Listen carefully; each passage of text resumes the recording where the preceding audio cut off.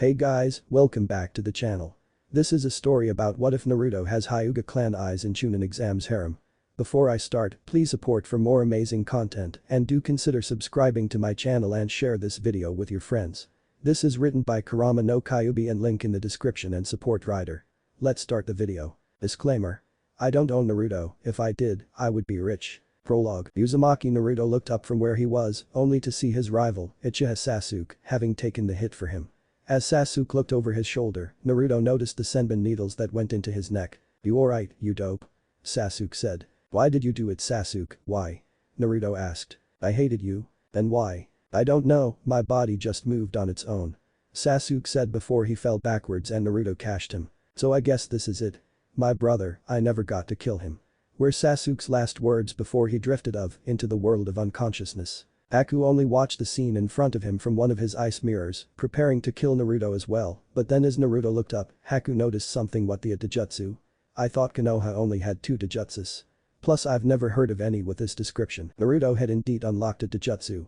His previously cerulean blue eyes were now purple with 4 rings like a ripple pattern that were centered on the pupil. Naruto looked at Haku, and his eyes suddenly widened as a shockwave shot out in every direction and completely shattered all of Haku's ice mirrors. Haku was sent skidding backwards, and he threw several senbon at Naruto, but they just hit an invisible barrier as Naruto raised his right arm, and Haku was suddenly pulled in by an unknown force. Just as Haku got closer to Naruto, the young Jinchuriki clenched his fist and punched Haku so hard that the Hyoten user was sent flying back. Haku landed with his back on the ground, and as he raised himself up, his mask fell off, and just as Naruto was about to deliver the final strike, he recognized Haku's face and stopped just in time as he returned to the world of the conscious. "You're the guy from," Naruto said.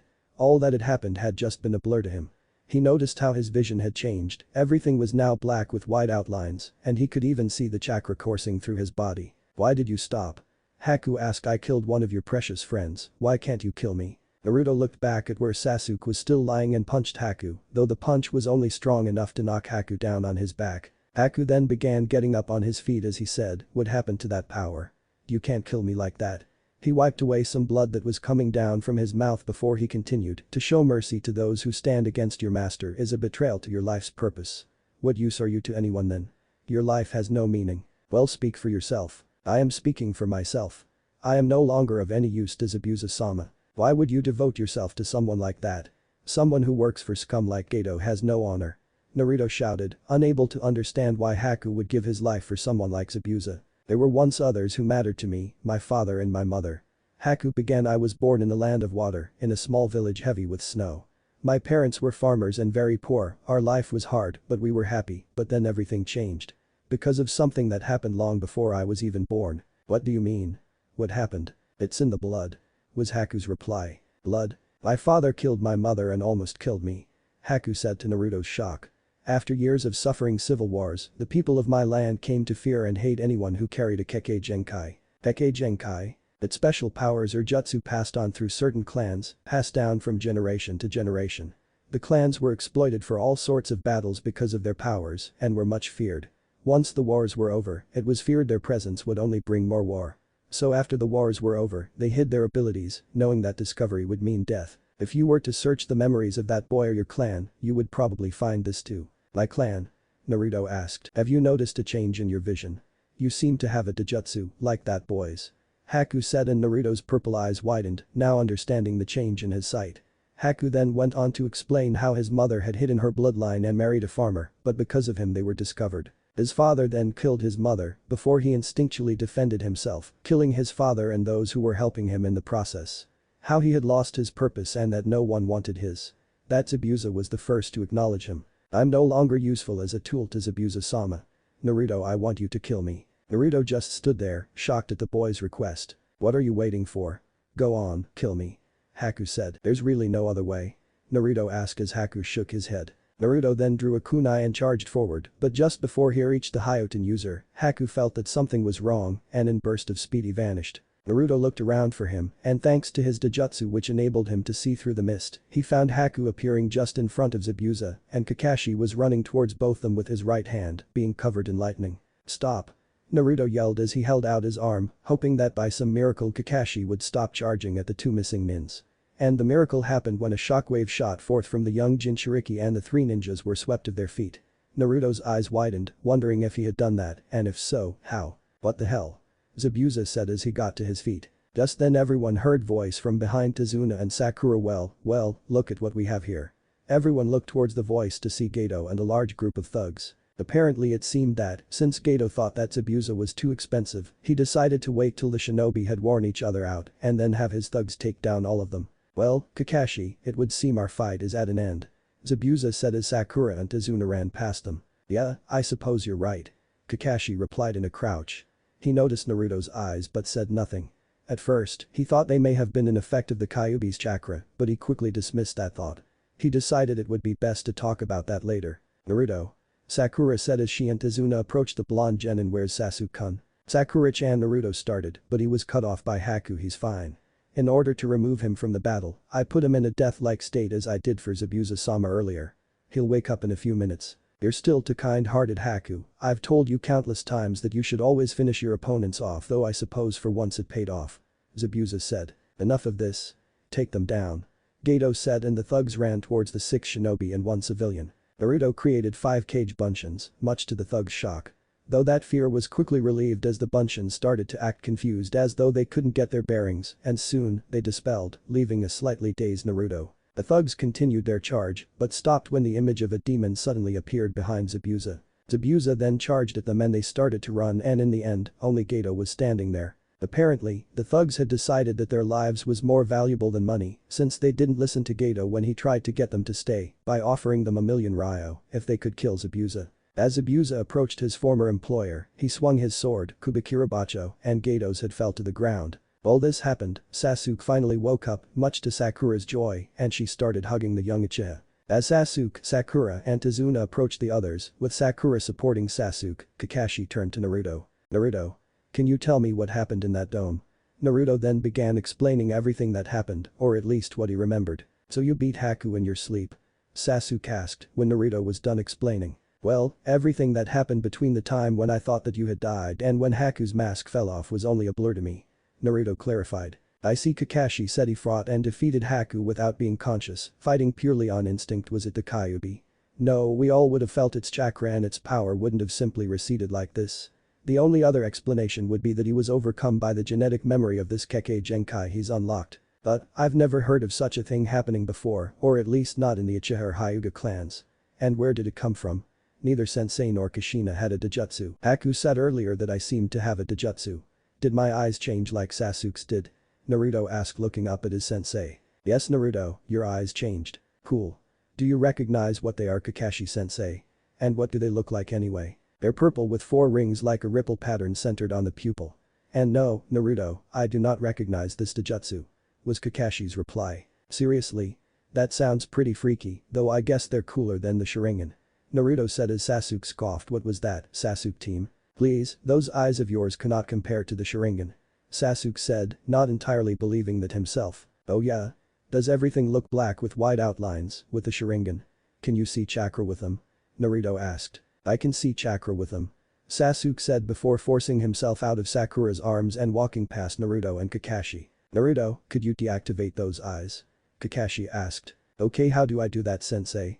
Naruto asked as he remembered that he doesn't know how to deactivate the eyes. Just stop channeling chakra to your eyes. Naruto then did as he was told and closed his eyes in concentration but when he opened them again, they hadn't changed at all. Alright. Everything's normal now. Naruto said as his vision had returned to normal. Kakashi deadpanned at him. Actually, they still look the same. What? Really? But everything looks normal again. Naruto asked in shock, and Kakashi sighed. I get the feeling that's the best we're going to get. Come on, we'll have to figure out something later. Kakashi said as they all headed to Tazuna's house. The next couple of weeks went by smoothly without problem. It had been decided that Zabuza and Haku would come with Team 7 to Konoha, and in order to hide Naruto's eyes, they decided to get him a pair of sunglasses. After the bridge was finally built, all the villagers assembled to say goodbye to the 6 shinobi. Thanks to all of you, in the end we completed the bridge and our land is free from that tyrant's clutches. But, it's sad to see you guys go. Tazuna said, resting his hand on Inari's head. Thanks for everything. Don't worry, we'll be sure to visit. Naruto said. You better. Tazuna's grandson, Inari said, struggling to hold back his tears. Naruto's smile fell as he too struggled to hold back tears before his expression returned to a grin, though he continued shaking. You sad, Inari? It's okay to cry, Dadabeo. I'm not going to cry. Inari yelled, but you can if you want to. Fine later. Naruto replied, turning his back on Inari. Looking back at Naruto, one could see that, like Inari, he now had tears streaming from his eyes. Sakura looked at Naruto with a slightly annoyed expression. Geez, they're like twins. This kid's got a long way to go before he becomes a true shinobi, Zabuza thought. That boy, he changed Inari's heart. And Inari changed the people's hearts. That boy brought courage back to this nation. One of the villagers said as he watched the ninjas' retreating figures. Oh, yeah. We need to name this bridge, don't we? The villager asked. Well, I have a perfect name for it. Oh? What is it?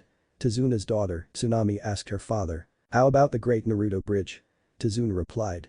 The smiles from the others told him they agreed as they continued to watch the shinobi walking towards Konoha. Chapter preview. Hirizen's assistant Hokage-sama, Kakashi-san's team has returned, but Hirizen, but what? Is there a problem? Hirizen's assistant the demon, Mamachi Zabuza, is with them. Zabuza next time on Naruto.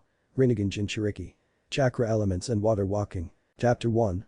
Chakra elements and water walking. Konoha was for the most part a peaceful village despite their record of not managing to capture or kill their missing nins, but despite being so peaceful, when Team 7 returned to the village, several riots nearly broke out due to who came with them, the feared demon of Kiri, Mamachi Zabuza and his apprentice, the Hyoten user Haku. In the Hokage Tower was the Sandaime Hokage, Sarutobi Hiruzen, facing the worst enemy of any cage, paperwork.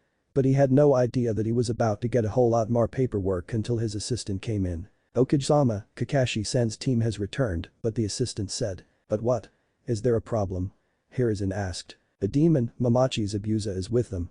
The assistant said, and Hiruzen's jaw dropped. After all, the team of 1 Jonin and 3 Genin was only on a C-ranked mission. How in the world did they run into Zabuza? Later, Team 7, Zabuza and Haku was standing in Hiruzen's office, and Kakashi just knew that he was gonna be yelled at. I see, so you two want to live here in Konoha.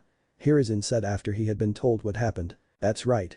Zabuza said. Well, we can't just allow someone who tried to assassinate their own kage to live here. Hiruzen said. Igura is a tyrant, I acted in the best interests of my village. Zabuza said. I see, very well then, but you, Zabuza, will be on prohibition for 6 months, and after that you'll only be allowed to take on D and C ranked missions for another 6 months. Hiruzen said before looking at Haku. Haku, you'll be on prohibition for only 1 month, and after that you'll only be allowed to go on D and C ranked missions for another month. Also, we need to determine your skills so that we can find out what rank you'll be. Hiruzen said before looking at Kakashi. Kakashi, you should have returned to the village after the mission got up to an A rank so that we could have sent another team. And we could have made a deal with the Land of Waves so that they could have paid us back gradually, but instead you decided to take on an A rank mission with 3 Genin, fresh out of the academy. Hiruzen said. Those 3 are fresh out of the academy. What have you been teaching them anyway? Zabuza asked in disbelief as he looked over at Kakashi, wondering how they could have held their own against Haku. Maybe it's just that this year's rookie 9 are special, or maybe it's just those 3. Just a few chakra control exercises and tree climbing. Kakashi said with a nervous chuckle. That's all you've been teaching them? They should at least have learned water walking by now. Zabuza said. Well, enough about the 3 Genin's training for now, I would want to know what the jutsu that Naruto has, can you show it to me? Hiruzen asked before Naruto took off his sunglasses, and the Hokage gasped, recognizing the Dojutsu from the legends of the Rakuto Sennin. You know what they are, Jiji? Naruto asked. Yes, there's no mistake about it. That's the Rinnegan, most powerful of the Dojutsu and possibly the most powerful Kekkei Genkai. Hiruzen said and everyone in the room gasped. Cool, guess that means that my eyes are even better than Sasuke's. Naruto said as he looked down on his hand and activated his eyes. The Rinnegan. But that's only a myth, right? Could it be that the Dobe has unlocked the eyes of the Rakuto Sennin? Sasuke thought. So, the Rinnegan really does exist after all. I just hope that Yagura don't find out about it, then he might declare war on Konoha in order to erase those eyes. Zabuza thought. Hokage-sama, are you sure that it's the Rinnegan? Kakashi asked. Yes, one of my students, Jiraiya, once had 3 students from AIM, and one of them had the Rinnegan, so there's no mistake. Hiruzen said. Wait, if these Kekkei Genkai things Gio's through family, then could I be related to him? I would love to meet him. Naruto said excitedly. Sorry, but he died a long time ago. Hiruzen said and Naruto looked disappointedly down on the floor. But Naruto, if you want to I could ask Jiraiya to teach you how to use those eyes of yours. Hiruzen said and Naruto's face instantly lit up as he looked at the old Hokage. Really, Jiji? Where is he? Naruto asked. I don't know where he's at right now, but he's scheduled to return to the village in about 2 months around the time when the Chunin exams begin, so you can start training under him then. Hiruzen said. What are the Chunin exams? Naruto asked and everyone looked at him and sweat dropped. It's where genin like yourself can get the chance to be promoted to Chunin. I did in fact plan on recommending you three for the exams. Kakashi said. Alright, now I'm finally gonna show everyone what I'm made of. Naruto yelled. Naruto, now that you are in position of the Rinnegan, it might be time that you find out who your parents are, but Hiruzen said before he got interrupted by Naruto. Really? Come on, who were they? Tell me. Naruto yelled. Easy Naruto, let me finish first, will you? Hiruzen said, and when Naruto had calmed down he continued now, as I was saying. I'm going to tell you who your parents were, but only if you pass the Chunin exams. What, but why? Naruto asked. Well, your parents had a lot of enemies, especially from Iwa, and if they were to find out about you, you'd become a target for assassinations. But now that you have the Rinnegan, you'll become a target either way. Hiruzen said before looking at Kakashi and Zabuza, I'll leave their training up to you until the exams. Understood Hokage-sama. Kakashi and Zabuza said at the same time. Training Field 3, Memorial Stone Training Field. The next day, the three genin, Haku and Zabuza, had arrived early on Team 7's usual training field, but Kakashi had still not shown up, so Zabuza decided to test the three genin in a sparring match. The match didn't last long however, Sakura was easily knocked out, Naruto went a few minutes later, and Sasuke was barely standing when Kakashi finally showed up. I see that you're getting along nicely. Kakashi said as he arrived. About time you decided to show up. Zabuza said. So, how were they? Kakashi asked. Pitiful, I barely even touched the girl, the kid never used his eyes during the battle and was only able to last as long as he did due to his massive stamina and the Uchiha is relying too much on his Sharingan. Zabuza said. So, what should we teach them first? Kakashi asked. First of all, they'd need to learn water walking so that they could get better control of their chakra. Zabuza said and Kakashi nodded in agreement. Agreed. The copy nin said. After Naruto, Sasuke and Sakura had rested a little, they were given the explanation of how to walk on the water surface and they started the water walking exercise. Sakura got it down rather quickly due to her fine chakra control, while Naruto and Sasuke were having trouble, with Naruto always using too little chakra and Sasuke using too much, but after several days of water walking, they had eventually mastered it. Kakashi had also told Naruto how to use Kage Bunshin, and he even forced the blonde to study, or rather, forced about 100 of the blonde's Bunshins to study, while the original worked on water walking. The day after Naruto and Sasuke had mastered the exercise, the three genin, Haku and Zabuza, were once again standing in the training field, waiting for Kakashi. Say, Naruto-san, I've noticed that you haven't used your eyes since waves. Haku said. Well, I find it hard using them while I'm doing the Kage Bunshins. Naruto said. How so? Haku asked. Well, when I use the eyes while also using Kage Bunshins, I see what the Bunshins are seeing as well, and it's rather confusing. Naruto said. That's good, using a weapon that is unknown to you is a sure way to get killed. But you should learn to use your eyes in battle while also using Kage Bunshins, it could save your life on several occasions. Zabuza said. Oh, how? Naruto asked. Create a Bunshin. Zabuza ordered and Naruto immediately did as he said now, activate your eyes. Naruto once again did as he was told and now closed them. Naruto closed his eyes and Zabuza took his sword off his back and swung it at the original Naruto, but said Naruto ducked under the large sword despite having his eyes closed. Zabuza-sensei, what did you do that for? Sakura asked. Showing the brat how useful his eyes really are. Zabuza said as Naruto stood back up while opening his eyes. You didn't have to swing your sword at me. The blonde yelled and just then Kakashi appeared in a puff of smoke. Sorry I'm late, but I had to go and get something for our training. Kakashi said as he got out 4 slips of paper. What's that Kakashi-sensei? Sakura asked. These are chakra papers and with them, we're gonna confirm your elemental affinities. Kakashi said as he gave one to each of the genin now charge your chakra through the paper and we'll know what affinity you have. Affinity? Naruto asked. As you probably know, there are 5 main elements. Fire, wind, lightning, earth and water, each person is born with at least one of those affinities. However, there are some that are born with 2, and they can usually use the sub-element or Kekkei Genkai that comes from combining those 2 elements. Kakashi explained as he gave the 4th slip to Haku. Why don't you demonstrate? Haku charged chakra through the paper and suddenly it became damp before it was split in half. Wow, you've got 2. Naruto asked. That's right, I've got water and wind, if you combine those 2 and you get ice. Of course I doubt that any of you have 2. Haku said. Sakura was the first to try and she charged chakra through the slip of paper and suddenly, it turned to dust. What does this mean, Kakashi-sensei? She asked. You appear to have earth.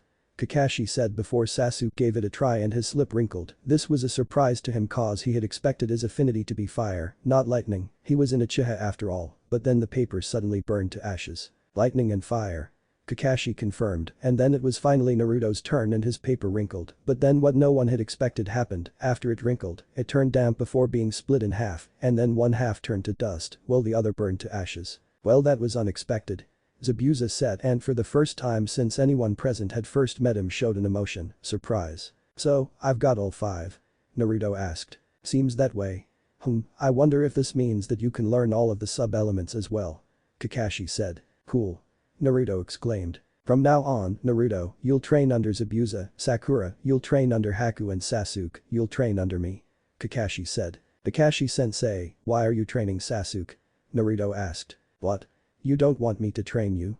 Zabuza asked. No, it's not that, it's just that everyone seems to be playing favorites with Sasuke.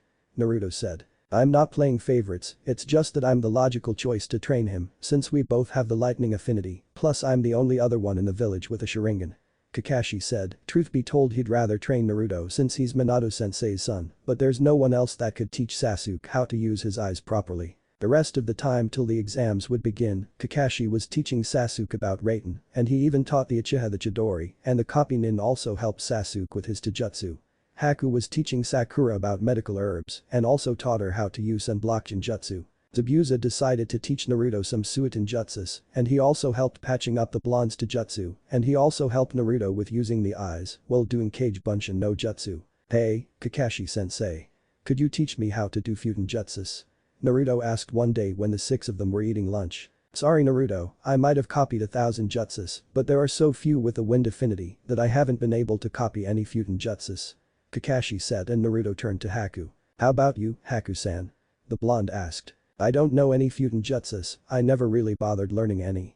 Haku said. Why do you want to learn Futon anyway? Kakashi asked. Well, I wanted to master Hyoten before the exams, and I figured that it had been easier to do so if I mastered Futon. Naruto said. Well, there is one with a wind affinity in the village, knowing who's on his team, I'll bet that he's probably at the BBQ restaurant right now. Kakashi said before standing up. If you want to, I could take you to him. That'd be great.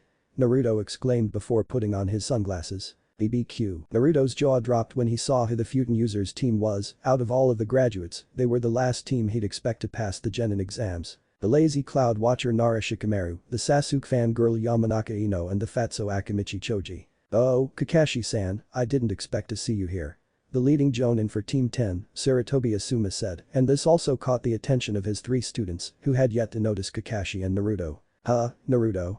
Choji asked as he ate some meat. Hey, Shikamaru, Choji, Ino. Naruto said. Naruto, where'd you get those sunglasses? Ino asked, not having seen the blonde with sunglasses before, or any kind of glasses for that matter. What? You like them? Naruto asked, trying to change the topic before they'd start asking him why he's got sunglasses. Asuma-san, Naruto here would like some help with Futon, so I wondered if you were willing to teach him. Kakashi said. So, you have the wind affinity huh? Well, okay, come to training field 10 tomorrow morning and don't be late, though knowing who your sensei is, that's probably impossible. Asuma said. You don't have to worry about that, I'm always on time. Naruto said. Training field 10. The next day, Naruto came to the training field to find Asuma, Shikamaru, Choji and Ino already there. Good. Despite what you said yesterday, I was afraid Kakashi-san's sense of punctuality had rubbed off on you. Asuma said. So, what first? Naruto asked. Well, if I'm going to train you, then I'd first like to see what you've got. Asuma said as he got out his trench knives. Wait, Asuma-sensei, you're not gonna fight him are you? Ino asked. Don't worry, I'm only going to test how strong he is. Besides from what I've heard about who's been training him, he's probably used to worse. You ready, Naruto? Asuma said. Yeah, I guess. Naruto said, not entirely sure himself, but it couldn't really be as bad as sparring with Zabuza-sensei, now could it? Here I come, Naruto. Asuma said as he charged at the blonde while channeling wind chakra through his knives. Naruto dodged the knives and jumped away before landing on a small river that came through the training field, and he went through several hand signs before stopping at the Tori sign. Suiton. Suryudan no Jutsu. He called out and a dragon made of water came up from the river and made its way towards the Jonin who easily dodged it. Suiton. And a jutsu of that magnitude as well, I guess Abusa-san really has been pushing the kid. Asuma thought as he went through several hand signs himself. Futon. Kamikaze no Jutsu. Asuma called out the name of the attack and blew a powerful gust of wind at the blonde. The attack hit and Naruto was sent flying into a tree, but then he disappeared in a puff of smoke. Kage Bunshin, huh? Impressive, Asuma thought before he felt something under him and he jumped away just in time to avoid an uppercut punch from Naruto as he burst from the ground. Doton 2. Well, I guess there's more to this kid than meets the eye. But it's time to end this. Asuma then formed several hand signs, this time for his most lethal jutsu. Of course he wasn't planning on adding the explosion, he was only going to use the smokescreen as a cover for his follow-up attack. Pain. Hisakisho. Asuma then spewed a lot of black smoke at Naruto, who was completely engulfed by it. Naruto activated his eyes so he'd be able to see Asuma's chakra, and he saw it just in time to avoid a slash from one of the trenched knives. He had also noticed the chakra coming out of the knives, so he managed to dodge it completely unscathed. But then Asuma quickly kicked Naruto in the stomach hard enough to send the blonde flying straight through a nearby tree. Looks like the battle's over. Asuma said as he walked out of the smoke cloud. Naruto, are you alright? Choji asked. Why yeah, don't worry about me, Choji. Naruto said as he climbed to his feet and got over the stump of the tree that he had flown through. Naruto catch. Asuma said before he threw a shuriken towards one of the trees near the blonde and suddenly, a leaf that had been cut off from the branch it had been on by the shuriken fell down and landed in Naruto's hand. Now hold that leaf in between your hands and cut it in half, using only your chakra. Asuma instructed and the blonde did as he was told. To tell the truth, Asuma had expected Naruto to take at least several days to cut the leaf in half, but said blonde only took about half a day to cut it. Of course Asuma didn't know about the Rinnegan, nor the enhancements it gave Naruto with chakra control. Alright, I did it. Naruto cheered when he had finally cut the leaf in half. Good work, Naruto. Now for the second part, Asuma said, and suddenly, in a puff of smoke, appeared an Anbu. This Anbu will ready the training field for the next part. The Anbu then weaved several hand signs before the ground under him suddenly rose up to about 10 or so meters, and then he weaved more hand signs, and a waterfall came down before he clasped his hands together, and a tree branch suddenly came out of the wall and went past the waterfall and into the wall on the other side. Wow, I've got to learn how to do that. Naruto said as he and the other three genins were awestruck by the display of Doton, Suiton and even Mokuton that they saw before them. Thanks for your help, you may leave now. Asuma said. Very well, Asuma-sensei. The Anbu said before disappearing in the same manner as he came. That was Mokuton, but I thought that only the Shodai could do it. Asuma-sensei, how is it that that guy could do Mokuton? Ino said. Alright Naruto, now I want you to get up on that branch and use wind chakra to cut the waterfall. Asuma said, completely ignoring Ino's question. Naruto jumped up on the branch which was about 5 meters above the ground and sat down before he extended his arms and channeled chakra through them and into the water in an attempt to cut it. Cutting the waterfall proved to be a lot harder than the leaf, and it took Naruto a whole week to get it done, but in the end he did it and it was over to the third part of the training. Alright Naruto, now take a kunai and channel your chakra through it, making it sharper. Asuma said. But Asuma-sensei, aren't ninja weapons already sharp? Why make them sharper? Naruto asked. Here, take this. Asuma said as he gave the blonde one of his trenched knives. I'll channel chakra through mine, and then we'll throw the knives at that tree at the same time. Both channeled chakra through their respective knives, and then they threw them. Naruto's knife got embedded in the tree, while Asuma's not only went straight through the tree, but also pierced the rock behind it. Wow. Yours went straight through the tree and even pierced the rock behind it. Naruto said in amazement. If I had wanted to, I could have gotten it through the rock and into the ground. Asuma said. Naruto then got out a kunai and started channeling chakra through it before he threw it at the tree. After a little while, Naruto had finally mastered wind chakra and Asuma even decided to teach the blonde 2 Futon jutsus. Then said blonde went to Haku to learn Hyoten, but he knew that he had to hurry since around the elemental countries there were other teams that were preparing for the exams as well. Training Field 3. It was only a week till the exams begins and Naruto, Sasuke and Sakura were finishing off their training for said exams with a sparring match against Zabuza. Pain. Hausenkan no Jutsu. Sasuke called out the name of his new jutsu, fired several fireballs at the Jonin, but Zabuza easily dodged them before weaving several hand signs. Suiton. Suryudan no Jutsu. He called out and a water dragon came out of the nearby river. Futon. Kamikaze no Jutsu. Naruto called out and a powerful wind hit the water dragon, cancelling Zabuza's jutsu and Naruto quickly followed up with another jutsu. Hyoten. Sensatsu Susho. The blonde called out and the water from the water dragon suddenly went up into the air and formed several needles of ice. The needles flew at Zabuza, but the demon of the mist blocked them with his sword, however he was too preoccupied with Naruto to notice Sakura throwing 2 senbon at his neck and he collapsed down. Good thing she had a good aim or he'd been dead right now. Alright, we were able to beat Zabuza-sensei. Naruto said. Yeah, but there might still be teams entering the exams that are more challenging than him. Sasuke said. Then why would they still be genin? Sakura asked. Training Field 10. Just like Team 7 had been training for the exams, Team 10 had also been training. Right now however, Shikamaru was sitting in his usual thinking pose, trying to come up with a strategy. Choji was eating his favorite chips, and Ino was getting in some shuriken training by trying to hit the center of a target, but she never managed to hit the exact center, though she was pretty close. "Finally, I did it," Ino said when she finally hit the center of the target. "So, Crunch, you think, Crunch, there'll be, Crunch, many strong opponents, Crunch, at the exams, Crunch, Shikamaru?" Choji asked his best friend. "I don't know, but either way, it won't be easy," Shikamaru said. Training Field 8. In Training Field 8 were teammate consisting of Inuzuka Kiba, his dog Akamaru, Abiram Shino and Hyuga Hinata, preparing for the exams as well. "Alright Akamaru, we're gonna rule at those exams," Kiba exclaimed and Akamaru barked in agreement. "You shouldn't get too overconfident." "Why? Because overconfidence leads to foolish actions and we could get defeated by an opposing team," Shino said. "Hey, who asked you, huh?"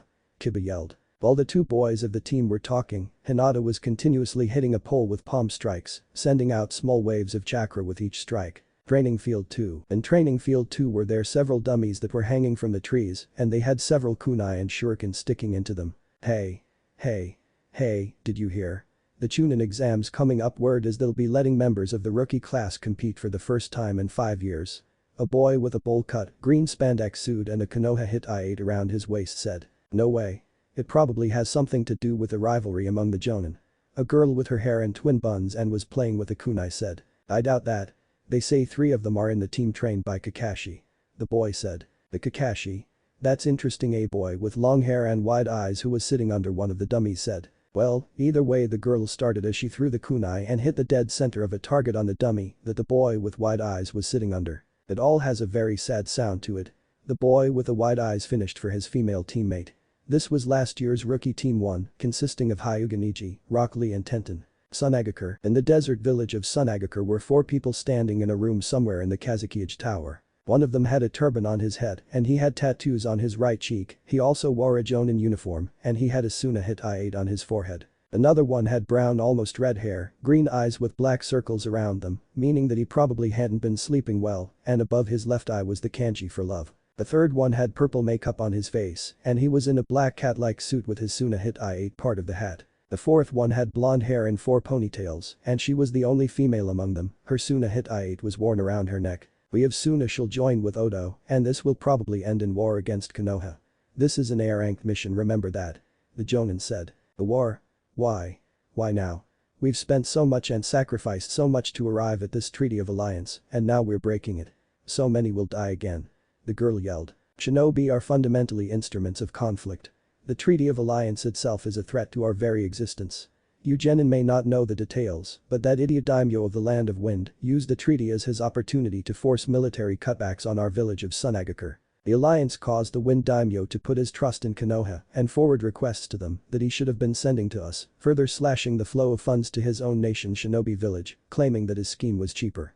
When the head is a fool, it is we, the hands and feet, who suffer. In order to maintain its military strength, our village had no choice but to raise the quality of each shinobi. That is why shinobi like you were manufactured, Gaara," the Jonin said, looking at the one with brown hair at the last part. "Right now, the very existence of the Land of Wind is in peril."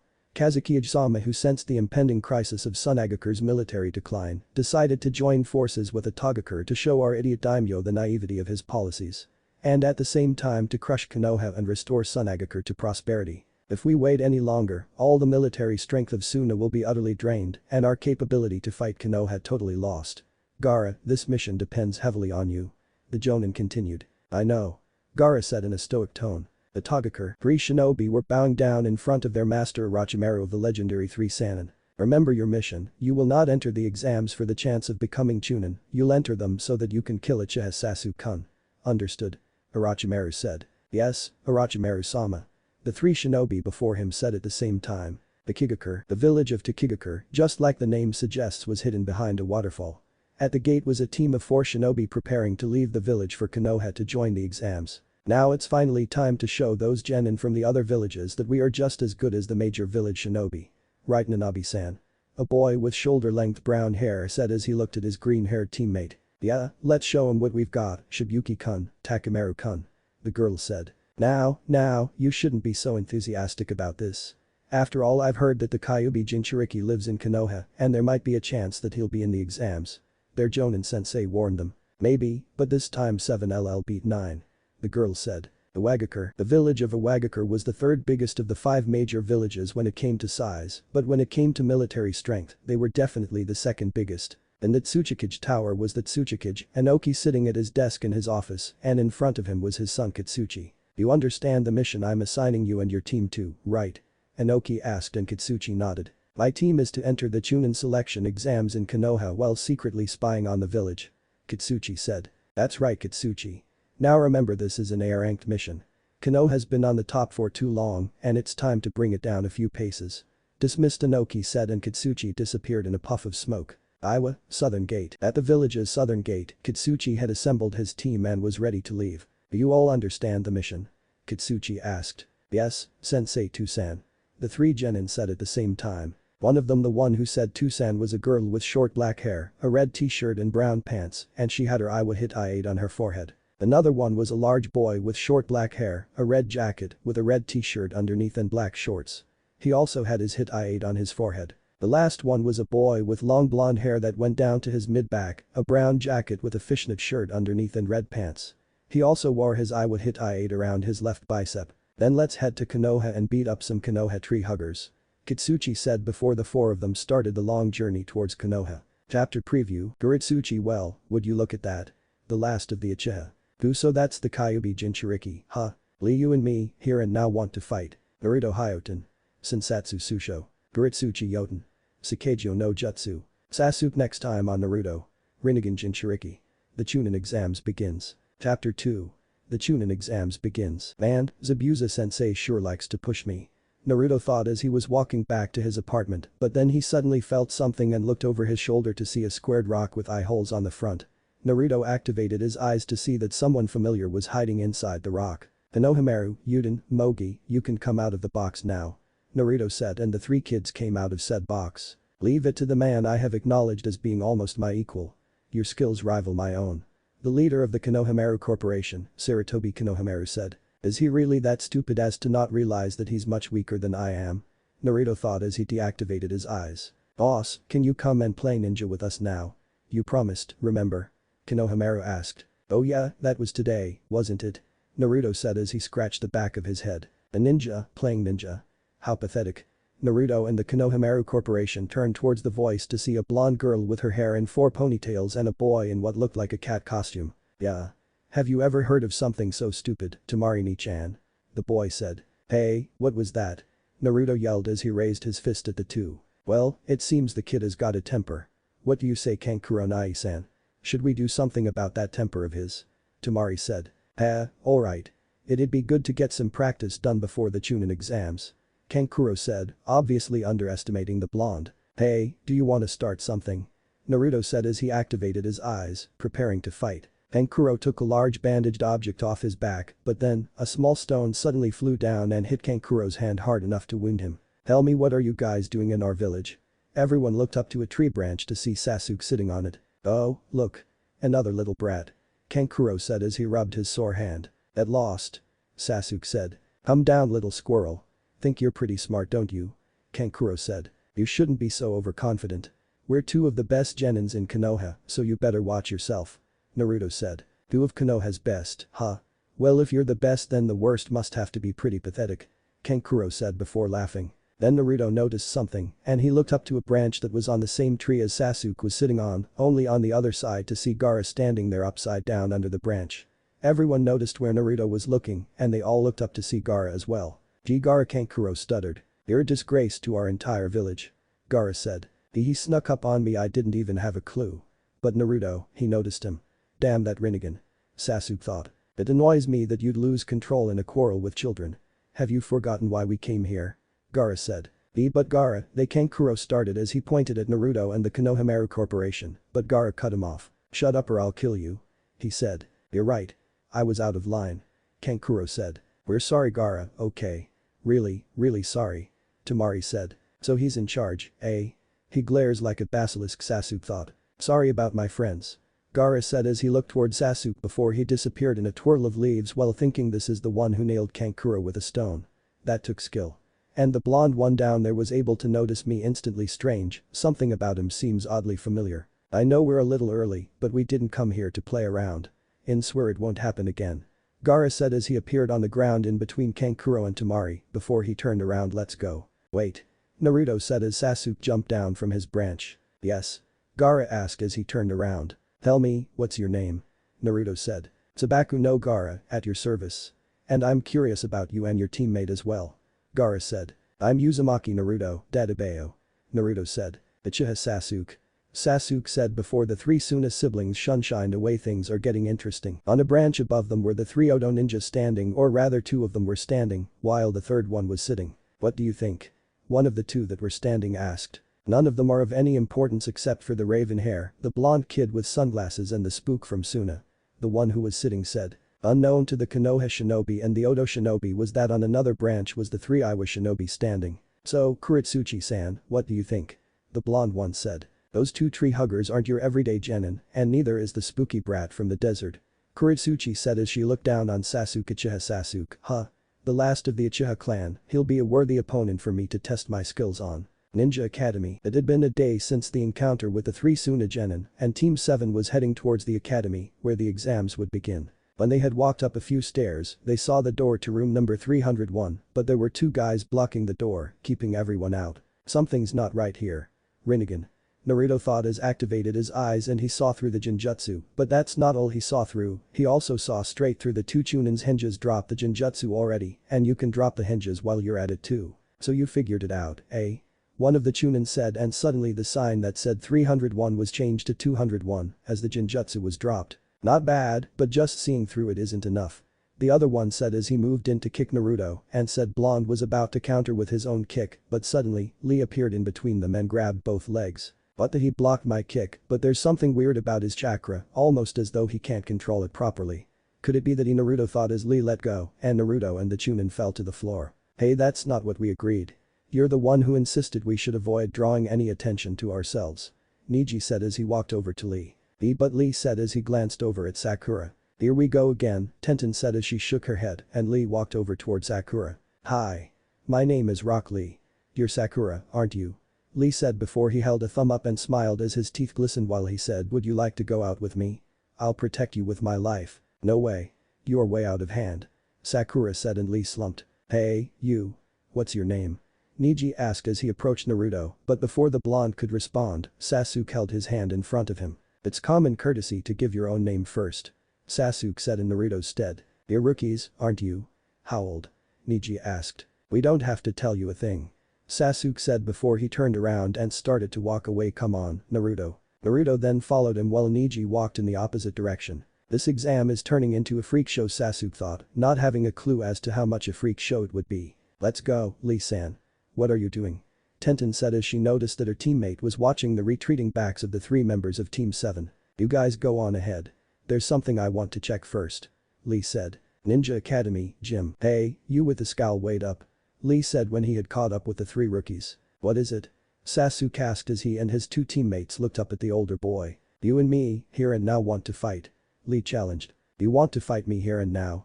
Sasuke asked. Yes.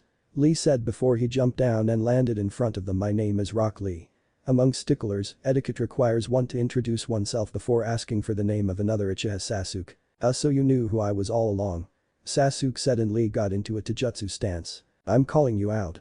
I want to test the effectiveness of my techniques against the last surviving member of your legendary clan. Lee said. So you're challenging me, even knowing my lineage? In other words, you're a fool. So, Dog Brow, do you really want to learn what it means to be an Uchiha? Sasuke said. Absolutely. Lee said, confidently. I can hardly wait. I'm going toe-to-toe with the cream of the rookie crop, first time out. Now you'll get the proof you require, Guy-sensei. Sasuke, don't go all out on him. I'd prefer it if we keep our true strength hidden for now. Naruto whispered to his raven-haired teammate. Very well, Naruto. Sasuke whispered back. Mark my words, none of you will beat me. I am the greatest fighter among the genin in Konoha. Lee said. This could be fun. I accept your challenge. Sasuke said, but Sakura noticed that they didn't have much time left. Don't do it, Sasuke-kun. We have less than half an hour to submit our applications. She said. This will only take 5 minutes. Sasuke said as he rushed at Lee and Sakura cheered on him. Here goes. I'm sorry Guy-sensei, I may have to break the big rule. I might need that move. Lee thought before he vanished in a burst of speed and appeared just in front of the Uchiha, ready to deliver a powerful roundhouse kick Konoha Senpu. Above me. Sasuke thought before he ducked under the kick, but then Lee was about to kick him again, and this time there was no time to dodge it, no time to duck. Gotta block. Sasuke noticed that Lee was making a hand sign with one hand, and suddenly his foot went straight through Sasuke's guard, and said Uchiha was sent several meters away. I thought Sasuke-kun blocked that. Sakura thought. Good move, he formed that hand sign to trick Sasuke. Naruto thought, following the battle with the Rinnegan. How'd he get under my guard? Is this Taijutsu or ninjutsu? A Jinjutsu? Sasuke thought before he stood up on his feet. As expected, he's coming back for more. Lee thought as he got back into his Taijutsu stance. Fine. This may be my chance getting a little practice using it, Sasuke thought before activating his Sharingan. So Sasuke's finally deciding on using those eyes of his, Naruto thought. So that's the famous Sharingan, Lee thought. Whether it's a Jinjutsu or a ninjutsu, there's some kind of magic at work here. Sasuke thought as he charged at Lee, but said Taijutsu user suddenly disappeared and reappeared below Sasuke, delivering a powerful kick to the Uchiha's jaw and sending him up into the air. My Sharingan couldn't see through his technique. But that means those moves he's using, Sasuke thought. Exactly, they're neither ninjutsu nor Jinjutsu. Lee said as though he knew what Sasuke were thinking before he jumped into the air and appeared behind the Uchiha. Oh Kagebuyo, Sasuke said, recognizing the technique. That's right. No trickery. My moves are strictly physical. Hard as you may find it to accept, if your Sharingan can't see to the heart of every ninja art well enough to duplicate it as it is said to, then you know what I say is true. I'm sure your Sharingan is invaluable against arts like ninjutsu and Jinjutsu with their formalized rules, sign casting, and chakra. But physical Taijutsu arts in their pure form are a very different story. Lee explained. I already knew that. Sasuke said before he suddenly turned around, delivering a kick to Lee's side, and the young Taijutsu expert crashed into the ground as Sasuke landed above him. That's enough, Lee. Everyone looked towards the voice to see a turtle. Lee got up on his feet before walking over to the turtle and going down on his knees. You saw. You know the rules, Lee. The move you were about to do is strictly forbidden. The turtle said. Please forgive me, I was only, Lee said. He's getting chewed out by a turtle, Naruto thought, hardly believing his eyes, and if he hadn't had the Rinnegan activated, he'd believe that he was under the influence of a Jinjutsu. I wouldn't have used the reversal move, I never meant, Lee said. You fool. Do you think I care about your feeble excuses? Consider the repercussions of a shinobi baldly explaining all his secrets. The turtle yelled. Why yes, sir. Lee said. What a disgrace, losing to that clown. Sasuke thought. I hope you are properly prepared. The turtle said. Why yes sir, Lee said. Well, then he's all yours, Guy-sensei. The turtle said, and in a puff of smoke appeared what looked like an older version of Lee on top of the turtle's shell. Ah, the exuberance of youth. All of you are full of it. The man who was obviously Guy said. He's got the biggest eyebrows yet. They're almost alive, and that same dorky do their Uber brows. I've never seen anything like him. Sakura said. Hey. Don't try to make fun of Guy-sensei. Lee yelled while raising his fist at them. Oh, shut up. I don't even know what to make of all the freaks who keep popping in here. Naruto yelled. What? Lee yelled, but he was cut off by his idol. Lee. Guy said, and Lee immediately turned to him. Huh? Oh. Yes, sir, Lee said. Idiot. Guy yelled as he punched Lee's son hard that he was knocked to the floor. You, Guy said as he crouched down. Sensei, Lee said before tears suddenly came down from both his and his sensei's eyes, and I'm style sensei I. That's enough, Lee. Not one more word. Guy said as he hugged his pupil. Sensei. Lee said, and suddenly, a Jinjutsu of a sunset with waves splashing on some rocks appeared. Strange, I can't see through this Jinjutsu even with the Rinnegan. Naruto thought. I got beaten by some touchy-feely crybaby. Sasuke thought. I understand. It's because you're young. Guy said. Sensei. Lee said. It's alright, Lee. Mistakes and youth go hand in hand. Guy said after the hug ended and he had gotten back up on his feet. You're too kind, Sensei. Lee said. But I can't let your attempt to break the big rule go unpunished. Your penalty will be sweat after the Chunin selection exams. Guy said. I understand. Lee said. 500 laps around the practice arena. Guy yelled as he pumped his fist into the air. Yes sir. Lee said before Guy noticed the 3 other genins that were there. Unless I miss my guess, those children are Kakashi-san's, Guy thought before saying, by the way, how is Kakashi-san? I'm asking you. You know Kakashi-sensei? Naruto asked. Do I know him? Guy said before he suddenly vanished as though he was never there, or at least that's how it looked like for Sasuke and Sakura. Naruto, although he wasn't able to see Guy himself, he was able to see Guy's chakra. I should say so. We're arch rivals. Guy said from behind the three of them, catching Sasuke and Sakura off guard. Sasuke thought as he and his two teammates turned around. The score stands at 50-49. I'm stronger than he is. Guy said. He's so fast. His speed is much greater than Kakashi-sensei's. Is he even human? Sasuke thought in amazement. As you can see, Guy-sensei is totally amazing. Lee said. I know Lee started this fight, but take pity on his old teacher. For the sake of my own self-respect, forgive him. Guy said. Who is this guy? He claims he's stronger than Kakashi-sensei, and I don't think he's bluffing. Sasuke thought. You and Lee should head up to the classroom now. Best of luck, Lee. Later. Guy said before shining away. Yes sir. By the way, Sasuke, I was blowing smoke before. I'm really here to prove my strength in combat. And I don't think you're the strongest Konoha Genin. The strongest Genin is a member of my own team and I intend to take him down. That's why I'm entering. And by the way, you're on my list, too. Lee said before jumping into the air while yelling off to apply for the exam. Be ready for it, okay? Next time, he's dead meat. I won't be holding back then. Sasuke said. Good idea, Sasuke. I doubt you can beat him without going all out. Naruto said. Naruto. Sakura. Let's go. Sasuke said and the three of them headed towards room number 301. Ninja Academy, room 301. When Team 7 entered the classroom, they were shocked at seeing all of the applicants in the exams. There was enough genin in here from the different villages to fill the entire room, and it wasn't a small room either. Sasuke-kun. Where have you been, cutie? I could hardly wait. It's so exciting, seeing you again after all this time. Ino yelled as she jumped at the Uchiha from behind. Ino, you pig. Get your hooves off, Sasuke-kun. Sakura yelled. Hello to you, to Sakura. Still hoping the big mutant forehead look is going to come into fashion, huh? How sweet. Ino said. What did you say? Sakura yelled while raising her fist at Ino. Asuma said that there was a good chance that you three would be here.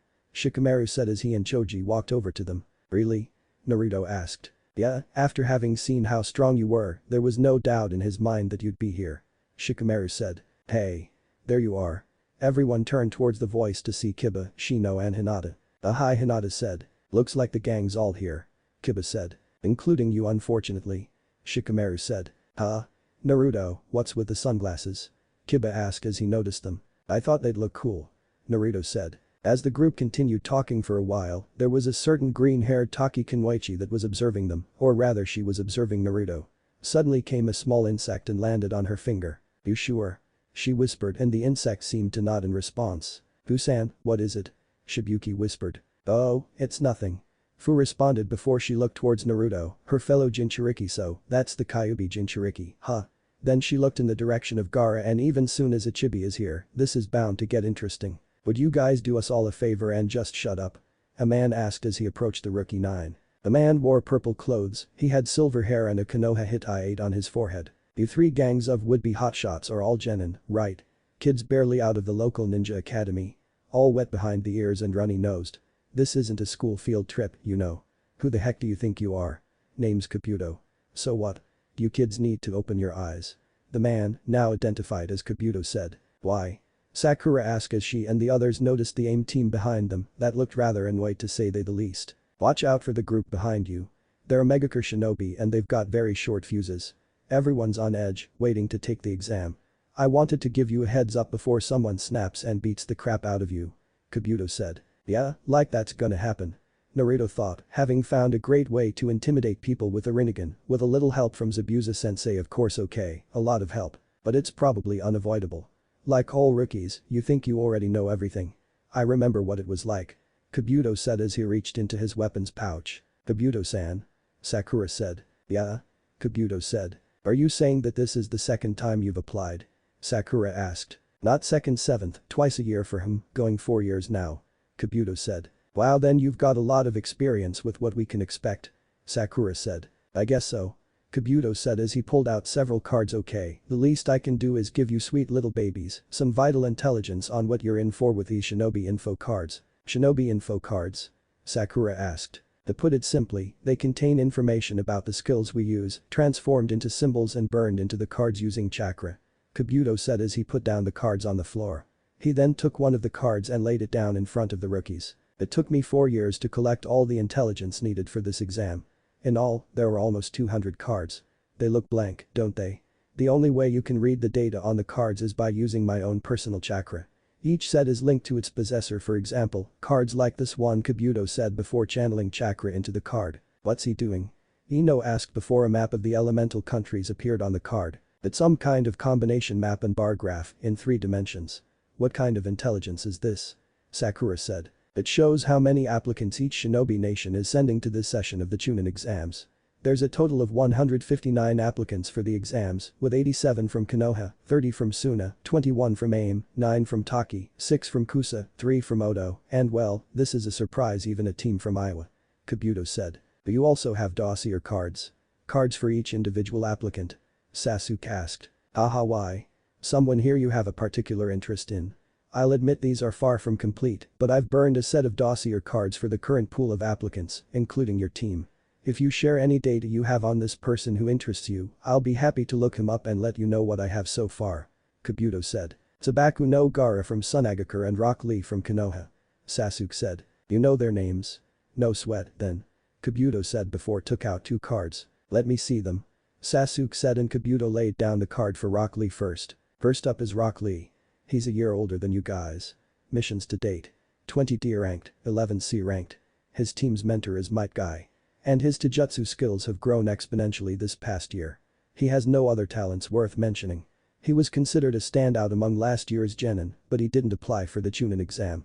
He's a first-timer, like you guys. His teammates are named Hyuga, Niji and Tenten. Kabuto said before laying down Gaara's card. Next is Sabaku no Gaara of Suna. 8 C ranked missions, 1 B. Wow. Not many rookie shinobi get B ranked assignments. Since he's from way out in the desert, I have less on him, but it's interesting. He's come back from every mission completely unscathed. Without a scratch, Kabuto said before a girl came over to them and walked towards Kabuto. She had tan skin, green hair, orange eyes, she wore white clothes with red outlines, and she had a Taki Hitai 8 wrapped around her right bicep. Excuse me, but do you have anything on the blonde with the orange kill me jumpsuit? She asked, and Kabuto got out the card and laid it on the floor in front of her. Shino got a strange feeling about her, his insects started acting strangely, almost as though they worshipped the girl, or was it something else they worshipped? His name is Uzumaki Naruto. He was known as a fool and a prankster at the Ninja Academy, and he was also this year's dead last, but some time after graduating, he went through an incredible change. Also, though he may be only a rookie, he can use 3 of the main elements, Suiton, Doten and Futen. His missions to date. 7 D rank and 1 A rank. Wow, that was unexpected. I've never heard of a rookie that got an A ranked mission before. His sensei is Hada Kakashi, though for these exams he was trained by Mamachi Zabuza of the 7 Ninja Swordsmen. His teammates are Uchiha Sasuke and Haruno Sakura. Kabuto said, and every one of the rookie 9 except for Sasuke and Sakura looked at Naruto. They didn't know that he'd been trained by the demon of Kiri. Thanks. The girl said before walking back to her teammates, while Naruto watched her retreating back.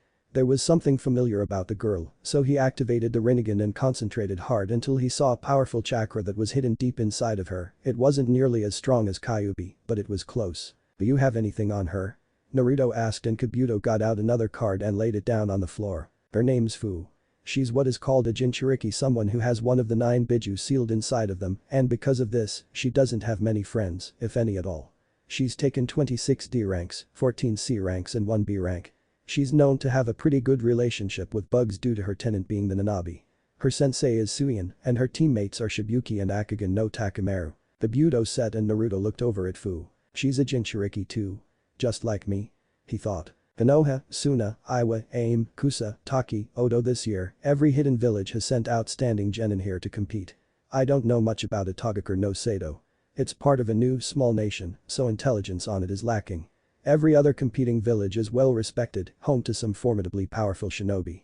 Kabuto said. Anybody besides me suddenly feeling kind of outclassed? Hinata asked. What you're trying to tell us is everyone here, Sakura said. Oh, yeah. They're all like Lee, Gaara, Naruto and Fu, elite hand-picked shinobi, the best young ninja in the world. They have to be. The test is pitiless. Kabuto said. Okay, you lost me at Naruto. Kiba yelled. What Kiba? Can't you take the fact that I'm Naruto started, but then he noticed something. 3 shinobi were quickly moving through the crowd, but he and Kabuto seemed to be the only ones to notice them. One of them suddenly jumped into the air before throwing 2 kunes at Kabuto, but he easily dodged it. However, another one came up in front of him and swung his right arm. They're from Odo, Kabuto thought before dodging the Odo nin's arm, but suddenly his glasses shattered and he took them off while thinking, I see, this kind of attack is him. What's going on? He dodged the blow, but something broke his glasses. Sasuke said. His nose probably got grazed, serves him right for acting all superior. Shikamaru said. It's not that Kabuto-san wasn't completely able to dodge, he was. But there was more to that attack than the naked eye could see. That guy sent chakra-infused sound waves from that device on his right arm, an attack that is impossible to dodge. Naruto thought, having seen it all through the unique vision of the Rinnegan. Kabuto then suddenly collapsed on his knees and vomited. Everyone in the room that saw it was taken off guard by it, having thought that the guy had dodged the blow. "Are you alright?" Sakura asked as she got over to Kabuto. "Yeah, I'm fine," Kabuto said. "You're a pushover, aren't you? Pretty sad for someone who's been an applicant for 4 years now." The one who had attacked Kabuto said. "Better add this to your cards. The 3 applicants from Oto will all make Chunin this year." The one who had thrown the kunai said. "I know Kabuto ducked that blow, so what happened to him? Why did he vomit?" Sasuke thought. Throughout the crowd were people trying to figure out what had just happened. "Lee, what did that look like to you?" Niji asked. Kabuto-san saw through the attack, so there must have been something else to it, some trick they used to make him sick. Lee said. "Hey, Kuritsuchi-san, what just happened?" Kuritsuchi's large teammate asked. "That stupid know-it-all wasn't able to dodge in time, obviously." Kuritsuchi's other teammate said in her stead. "No, that's not what happened, the tree hugger dodged it alright, something else must have made him vomit." Kuritsuchi said. "There's something not quite right about this." "Takemaru-kun, what did you see?" Fu said. "That Oto guy sent chakra-infused sound waves from that device on his arm and said waves went into Kabuto-san's left ear." Takemaru said, and suddenly there was a large puff of smoke at the front of the large classroom. "Would everybody please just shut up?" A voice came from the smoke and said smoke dissipated to reveal the first exam proctors. "Sorry to have kept you waiting. My name is Marino Ibiki. I'm the proctor and chief examiner for the first part of the exam." One of the proctors said. He had several scars on his face and a black jacket over his jonin vest, and he wore his Konoha Hitai like a bandana. "I can't quite put my finger on it, but something about him reminds me of Zabuza-sensei." Naruto thought as Ibiki pointed at the 3 Oto nins. "You the kids from Oto. You can't carry on any way you please when the exam's about to start. Or do you want to be disqualified?" Ibiki said. "Sorry, sir, it's our first exam and we got a little carried away." The Oto nin that had attacked Kabuto earlier said. "Is that so? Then it's high time that someone laid down a few ground rules. From this point forward, there will be no more fighting without the express permission of the examining officer, and even if that permission is granted, anything that dangers another applicant's life is strictly forbidden. Any of you little piglets who break that rule are out. Disqualified. No second chances. Got that?" Ibiki said. "Now I know why he reminds me of Zabuza-sensei, they're both scary." Naruto thought. "So this is a test for little girly men?" One of the Oto nins said. "As you wish. The first part of the selection exam is about to commence. Turn in your written applications, take one of these seating assignment cards," Ibiki said before he held up a card with a number 1 on it, "and report directly to the seat indicated. When everyone's seated, we'll pass on the written part of the test." Everyone was given seating assignment cards and papers before taking a seat. Each paper had 10 questions on them, or rather, they had 9 questions on them, with the 10th question supposed to be given to them at the last 15 minutes of the test. Everyone also started out with 10 points, and each time they missed a question, they would lose a point, and if one member of a team would miss all questions, then the entire team would be disqualified. Also, if someone were caught cheating 5 times, then they and their entire team would be disqualified. As the test started, several people found out that the test was too hard for your everyday genin, so the solution was obvious. The test wasn't to test their intellect, it was to test their ability at intelligence gathering. In other words, they were supposed to cheat without getting caught. Sakura and Takemaru were smart enough to get through the test without cheating. Sasuke used a Sharingan to copy the movements of the guy in front of him. Naruto had managed to create a clone which hid in the room above and looked down through a pair of eye holes. Ino used her family's secret Hijutsu to borrow Sakura's body for a little while to check all of the answers, and afterwards she did the same to her 2 teammates in order to give them all the answers as well. Hinata and Niji used the Byakugan to see through the ones in front of them. Akamaru watched the answers on the others that sat around Kiba and told his master everything. Shino and Fu used their insects to get the answers. Gari used his opening of the third eye to spy on the papers of others, and all the others found various ways to cheat, though many was caught and thrown out. Now that we've weeded out the worst of the slackers, let's move on to the most important question. 45 minutes have passed. The time has come, Ibiki thought before saying, "Alright. Here it comes. Get ready for the 10th question. So, let's see what this so-called 10th question's all about." Naruto thought. "And before we get to the question itself, I'm adding one more new rule," Ibiki said, but before he could say any more, Kankuro, who had gone to the bathroom to ask his puppet, who he had disguised as one of the proctors, about the answers, came back. "That looks like you're in luck." The time you've spent playing with dolls hasn't been completely wasted. Ibiki said. Alls does he know about Scarecrow? Kankuro thought as he walked back to his seat, handing a note with all the answers on it to Temari as he passed her. Let me explain. This rule is absolute. Ibiki said. Konoha, Jonin Lounge, Bakashi, Zabuza, Asuma and the sensei for teammate Yuhi Kurenai were all sitting in the Jonin Lounge, talking. Wow, with our subordinates tied up in exams, we've got time on our hands. Kakashi said. Don't worry. We'll be busy again before you know it. Asuma said while sighing. Why? Kakashi asked. Word is, this year's first chief examination officer is Marino Ibiki-san. Asuma said, and this caught Zabuza's attention. Marino Ibiki? Great, they're as good as dead. He said. Why's that? Kurenai asked. He's a master at torture and interrogation. In Kiri, we are told that if we're ever caught by Ibiki, we should commit suicide. We're better off that way. Zabuza said. That's not too far-fetched. Konoha Anbu Torture and Interrogation Corps Unit Leader, Jonin Commander, Marino Ibiki. In the exam that is presently underway, while there may be no physical torture, there's no doubt that the applicants are being subjected to the psychological pressures that make him infamous as an interrogator. Asuma said. Ninja Academy, Room 301. An absolute rule. Naruto thought, wondering what the rule was. First you must choose whether to accept or reject this 10th question. Ibiki said. Accept or reject, what's he getting at? Fu thought. What do you mean choose? What the hell happens if someone doesn't accept the question?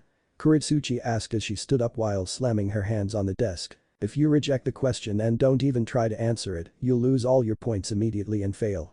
And both of your teammates will fail right along with you. Ibiki said. Say what? Shibuki yelled. Then why would anyone reject it? Kuritsuchi's blonde teammate yelled. Because of the other rule. Ibiki said. Oh, come on. What more can he add? Sakura thought. If you try to answer the question and you get it wrong, you will never be permitted to apply for the Chunin exams again. Not ever. Ibiki said. You can't be serious. That's ridiculous. There are ninja here who have sat for the Chunin exams more than once already. We know there are. Kiba yelled while Akamaru barked and Ibiki started laughing. Just your rotten luck. I wasn't making the rules in past years. I am now. I've been upfront with you. You can take a failing grade now and try again later. Anyone who has doubts would be smart to reject the 10th question right now. Come back and reapply next year and the year after that. Ibiki said. Man, talk about a no-win situation. If even one member of a team rejects the question, then all 3 team members fail the exam. If anyone accepts the question but can't answer it, however, then he'll be stuck at Genin level for the rest of his life. I'd rather stop being a ninja than being stuck with DNC ranked missions for the rest of my life, Takamaru thought. Ready? Then let's begin. Those who choose not to accept should raise their hands. Once their number has been confirmed, they will leave the room. Ibiki said, and during the next few minutes, several teams rejected the question. Konoha, Jonin Lounge. That Ibiki-san understands the human heart completely. It's what makes him so terrible. He uses his insights mercilessly to manipulate his foes, bringing their human weaknesses to the surface and using those weaknesses to make them crack. Trickery is no defense against his skills as an interrogator. Asuma said. I wouldn't count all of them out just yet. I personally trained Naruto and I know that he won't crack easily. Zabuza said. Maybe or maybe you don't know Ibiki-san as well as you thought you did. Asuma said. Ninja Academy, Room 301. Naruto suddenly raised his hand before slamming it right back down on the desk. Never underestimate me. I don't quit and I won't run. I'll accept your stupid question. Even if I risk ending up a genin for the rest of my life, I'll still become Hokage, even if I can only make it by pure stubbornness. I don't care. I'm not afraid of you, he yelled, inspiring the rest of the genin in the room to stay as well. He never even gave us a thought. But he certainly does have guts, Sasuke thought. I'll ask you one last time. This is a decision that could affect the rest of your life. Quit now while still have the chance. Ibiki said. I never go back on my word. That's my Nindo. Naruto said. 84 of them are still here. I'm an entertaining kid. And interesting. He dispelled everyone else's doubts along with his own. More than I expected, but there's no point in dragging it out. Thanks to him no one else will quit. Ibiki thought before he looked towards the other proctors and they all gave affirmative nods. Good call. So everyone who is still here, Ibiki said, and all of the genin that were still in the room prepared themselves for what was to come. You've just passed the first exam. What do you mean, passed? What happened to the 10th question? Takamaru asked and Ibiki grinned. There is no 10th question beyond the whole accept or reject thing. Ibiki said. Hey. Then what was the whole deal with the other 9 questions? That was a total waste of our time. Kuritsuchi yelled. There was no waste. Those questions had a purpose, which they've already served. Ibiki said. Such as? Temari asked. Our goal was to test your skills at spying. Ibiki said. He seems like a completely different person, Fu thought before saying our skills at spying. Remember the rules at the beginning. You pass or fail as part of a three-man team. With that rule, I pressured you with the fear that anything you did wrong would bring your teammates down with you. However, the questions are beyond the level that genin could be expected to handle. So most of you, having reached that same conclusion, had only one way of retaining your points: by cheating. In other words, we set up the test on the assumption you cheat. And, to ensure there would be suitable targets for you to cheat from, we snuck in a pair of ringers to Chunin who already knew all the answers. Ibiki said. It took me forever to figure out who they were. A ninja behind Naruto said. Oh, yeah. Me too. A ninja behind him again said. Of course, anyone who cheated in a clumsy or obvious way failed. Ibiki said as he took of his hit I-8 to show that he had burn scars and puncture wounds all over the top of his head, and he continued, because there may be circumstances where being caught in an act of espionage can cost you more than just your life. You pay in ways that can be taken from you little by little, time and time again, when many lives hang in the balance. Burn scars, punctures from where screws were used, long slash marks. He's been tortured. Sasuke thought. Cool, I bet his hands are even worse. But that's what he gets for being dumb enough to get captured. It'll never happen to me. One of the Odo nins thought. Our interrogation corps could learn a few things from whoever tortured him. Maybe I should tell Jiji. Kuritsuchi thought before Ibiki took his hit I-8 back on. The information you obtain can't be trusted if you can't keep your present secret from the enemy. Learn that and learn it well. If you bring back intelligence from a suspect source or a compromised operation, you're doing your enemy's work for them, putting those you serve in danger. That is why we maneuvered you into using your espionage skills to cheat. It was the quickest way of weeding out the students whose skills aren't yet up to stuff. Ibiki explained. You still haven't told us what the deal with the 10th question is. Fu said. Ah. The 10th question was the first real test on the exam. Ibiki said. What on earth do you mean? Sakura asked. Let me explain. The 10th question was a choice between two options that were both difficult and dangerous. Those who chose to reject were failed, and their friends along with them. Those who chose to accept and couldn't answer the question lost any chance of ever even trying again. It was a nasty, unfair, no-win set of options. So why do I present them? Let's suppose you all go on to successfully attain the rank of Chunin. You are assigned to steal a vital enemy document knowing nothing about the skills, deployment, or military preparedness of your foe. You may have to cross a territory that has been heavily mined and set with traps. Now, do you accept your mission? Or do you reject it rather than place your own life or the life of your companions in jeopardy? Could any Chunin get away with only taking on the safe jobs? Of course not. No matter how dangerous the risk, there will be missions that you cannot decline. A ninja must demonstrate valor that inspires those around him, helping all to overcome their fear. This is the talent that we most value in the commander of a Chunin team. Those who can't gamble with their own fate, who would trade today's certain risk for tomorrow's uncertain future, never taking the chance that lies before them, are weaklings who make only weak decisions. In my opinion, they don't belong in the ranks of the Chunin at all. By choosing to accept, you answered the almost insoluble 10th question correctly. If you keep that spirit, you can probably conquer all of the many doubts and difficulties you'll face. You've passed the first hurdle. Part 1 of the Chunin selection exam is now concluded. I'll pray you fight the good fight. Ibiki explained. Suddenly, something crashed through the window, and 4 kunais were embedded into the walls of the room to reveal that it was a banner, and in front of it stood a woman. On the banner it said newly arrived 2nd Chief Examination Officer Mitarashi Anko. She had black hair and a ponytail, wore a light brown jacket with a fishnet shirt underneath, and she wore her Konoha hit I-8 on her forehead. None of you are in any position to celebrate. I am the 2nd Examination Officer Mitarashi Anko. Time's a wastin', people. Let's go. Follow me. Anko yelled. And you read the mood in here? Ibiki asked as he stepped out from behind the banner. This new officer almost reminds me of Naruto before he got the Rinnegan, Sakura thought as Anko noticed something. 84 of you are still here. Ibiki. You passed 28 teams. Obviously you went way too easy on them. Anko said. This year we have applicants of exceptional caliber. Ibiki said. Yeah, right. I'll cut down the number by half before the next test is done. Anko said. Cut us down by half. Man, now I really don't want to know what the second exam is. Takamaru thought. Ooh. I get charged up just thinking about it. I'll explain things in detail as soon as we move to our next location, so follow me. Anko said before she led all of the genin to where the second exam would be. Konoha, Training Field 44 aka Forest of Death. Everyone was standing outside of the fence that went around the forest, waiting for the proctor to tell them what the test was. The test this time was first and foremost a survival test. Each team was given either a heaven or an earth scroll, and they would have to forcibly take the opposite scroll from one of the other teams and bring both scrolls to the tower at the forest center without checking their contents, and they had to do it within 5 days. Not to mention that they also had to get past all of the giant carnivorous animals that lived throughout the forest. Alright, everyone, follow your proctors to your respective gates. When the signal sounds in half an hour, the exam will begin.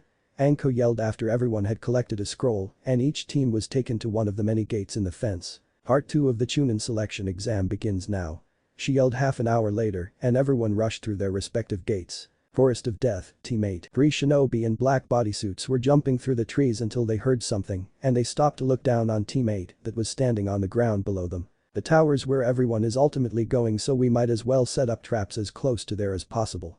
Kiba said before Akamaru picked up the scent of the 3 ninja that were hiding above them. Found them already, huh? Where are they? Stupid kids, they might as well be shouting, capture us. From the sound of things, they know we're somewhere nearby, but they haven't figured out where yet. One of the unknown ninjas said before he suddenly felt something on his neck. What's wrong? You're as white as a sheet. One of his partners said before noticing a leech that was on the guy's neck, and all 3 looked up to see several other leeches coming down. The 3 of them tried to force the leeches off them, but to no avail, and they fell down to the ground. The flying leeches of Konoha village can sense perspiration and body heat and fling themselves en masse. If you can't get them off your body within 5 minutes, you're finished. And if you panic trying to get away from them, well, one team down. Kiba said as one of the 3 enemy ninja triggered a booby trap that had been set up by Team 8 earlier, and the 3 was trapped in a net hanging from a tree together with the flying leeches. What Team 8 didn't notice, however, was that they were being spied on by another team, Fu's team. Think we should attack? Shibuki asked. No, not yet. They've got the advantage in this place. Fu said before looking at Takemaru. Keep the Genjutsu protecting us going, we'll attack them as soon as we can get an advantage. Takemaru-kun, you take the Hyuga, her Byakugan will be useless against you. And Shibuki-kun, I'll leave the Inuzuka to you, while I'll take on the Abiram. Forest of Death, Team 7. Team 7 walked through the forest, hoping to come across a team with an earth scroll, and it seemed they were in luck. Well, would you look at that? The last of the Uchiha. The 3 turned to see the 3 Iwanins. And you are? Sasuke asked. Meet Kuretsuchi-san, granddaughter of Tsuchikage-sama. Kuretsuchi's blonde teammate said. And these are my teammates, Akatsuchi and Bakatsuchi. Kuretsuchi said, gesturing to her 2 teammates respectively. Well, I'm Uchiha Sasuke and these are my teammates, Uzumaki Naruto and Haruno Sakura. Sasuke said. We know who you are, Uchiha, and we're gonna prove once and for all that Iwa is and always will be stronger than you Konoha tree huggers. Kuretsuchi said. Hey Sasuke, what do you say? I'll take the girl and you get one of the others, while Sakura-chan takes the last one. Naruto asked. Sure, but are you sure that you can handle her? Sasuke asked. Sure. Are you kidding me? She's toast. Naruto said. Hey, who said that you could decide who fights who without us? Kuretsuchi yelled. Just play along with them for now, Kuretsuchi-san, I'll take the Uchiha and make sure that it'd be enough of him for you afterwards. Bakatsuchi said. No, you'll take the girl and Akatsuchi'll take on Uchiha. Kuretsuchi said. What? But Bakatsuchi started, but Kuretsuchi quickly cut him off. You haven't unlocked your Kekkei Genkai yet, remember? You won't stand a chance against Uchiha right now. Kuretsuchi said. Fine. Bakatsuchi said. Alright, Sakura-chan, you'll take the one to the right, and Sasuke, you'll take the one to the left. Let's go. Naruto said, and they charged at their respective targets. Akatsuchi got out a kunai and threw it at Sakura, but she easily dodged it. However, the explosive tag wrapped to the kunai caught fire, and she quickly weaved a sequence of hand signs before the kunai blew up, and when the smoke cleared, there was only the remains of a log lying there. Awaremi, Bakatsuchi thought before he sensed something approaching him, and he ducked just in time to avoid 3 senbon that had been thrown at him. Pain.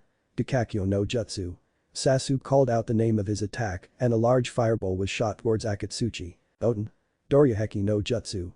Akatsuchi said, and the wall of earth suddenly rose up from the ground and blocked the fireball. Sasuke then got out a kunai with an explosive tag attached to it and threw it at the earth wall so that it was destroyed when the kunai blew up, but then came a large rock that seemed to have arms and even a head, and it moved in to punch Sasuke. Gyuden.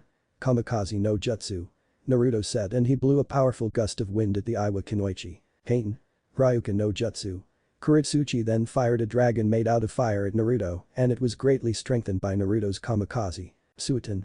Suryuden no Jutsu. A water dragon then came out of a nearby pool and went straight through the wind-strengthened fire and hit Kuretsuchi. Forest of Death, Team 8 and Team Fu. Fu looked down on the three members of Team 8 that were oblivious to her presence, which most people would consider strange, considering that Shino's insects would react immediately on Fu's presence and Genjutsu don't work on bugs. But this case is different, Takemaru's clan uses Genjutsu that is strong enough to even fool one-celled organisms, and the best part is that only they can use it due to their Dojutsu. Hiba, Shino and Hinata stopped when a thick mist suddenly covered the area. What the where did this mist come from? Kiba asked before looking at Hinata, though he was only barely able to see her. Hinata. Already on it. Byakugan. Hinata said as she activated her Kekkei Genkai. It's no use, Takemaru-kun's Genjutsu mist is impossible to see through, even for the all-seeing Byakugan. Fu thought. There, I see one over there, and there's another one in that direction and the third one's over there. Hinata said, pointing in three different directions towards where she thought she saw the enemies and the three of them split up to take them on individually. Hiba punched what looked like a person, but after he had punched it, he saw that it was only a tree. Shino punched what he thought was a person, but it wasn't, instead it was a boulder.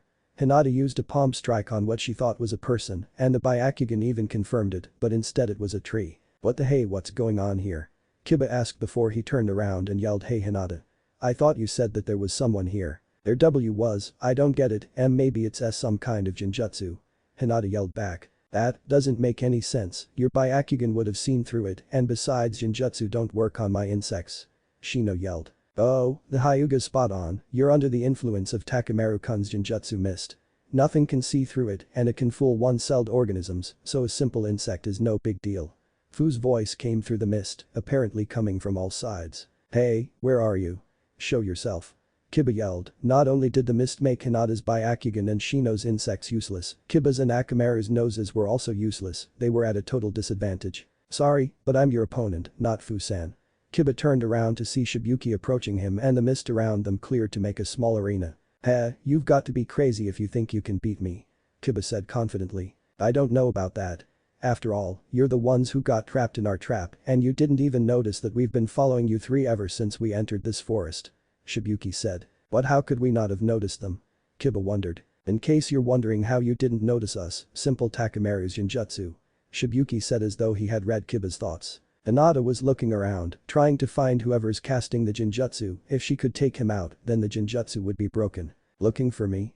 Someone behind her asked and she jumped in surprise before turning around to face him as the mist cleared around them to make a small arena. He had shoulder-length brown hair, glowing, red eyes, and he wore a green t-shirt with a red circle on the back that almost resembled an eye, and the Taki insignia was on the front.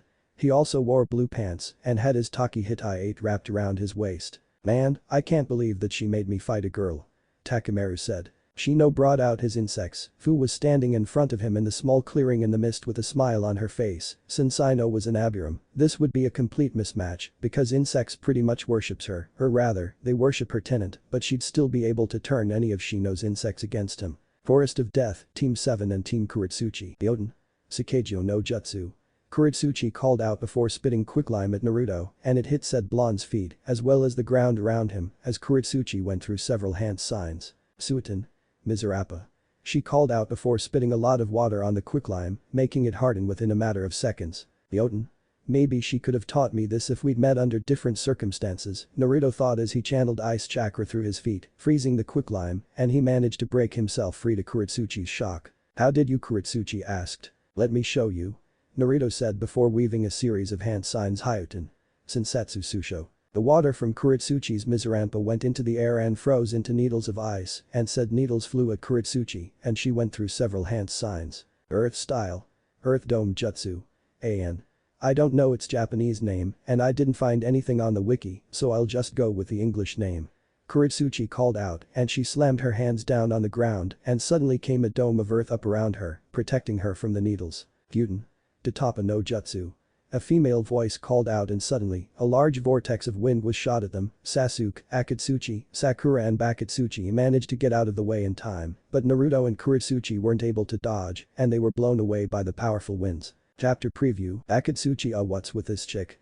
How can she be so strong? Lee, this is some kind of illusion, right?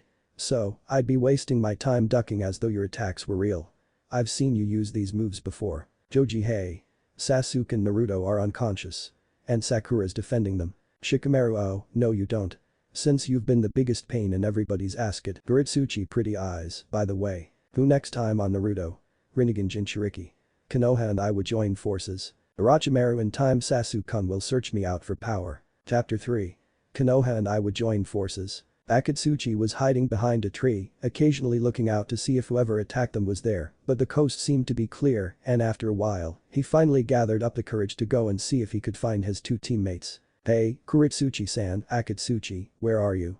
He called out, but there was no response. Akatsuchi didn't notice Sakura, who was hiding behind a tree, Senbon at the ready in case she'd be found. "You know, I might get the wrong idea if you keep hiding from me like this," a voice said from behind her, and she turned around to see Akatsuchi standing there. "If I didn't know any better, I'd say you were scared of me." "Why would I be scared of you?"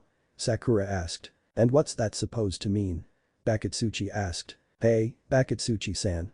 Akatsuchi and Sakura looked towards where the voice came from to see Akatsuchi. "Oh, great.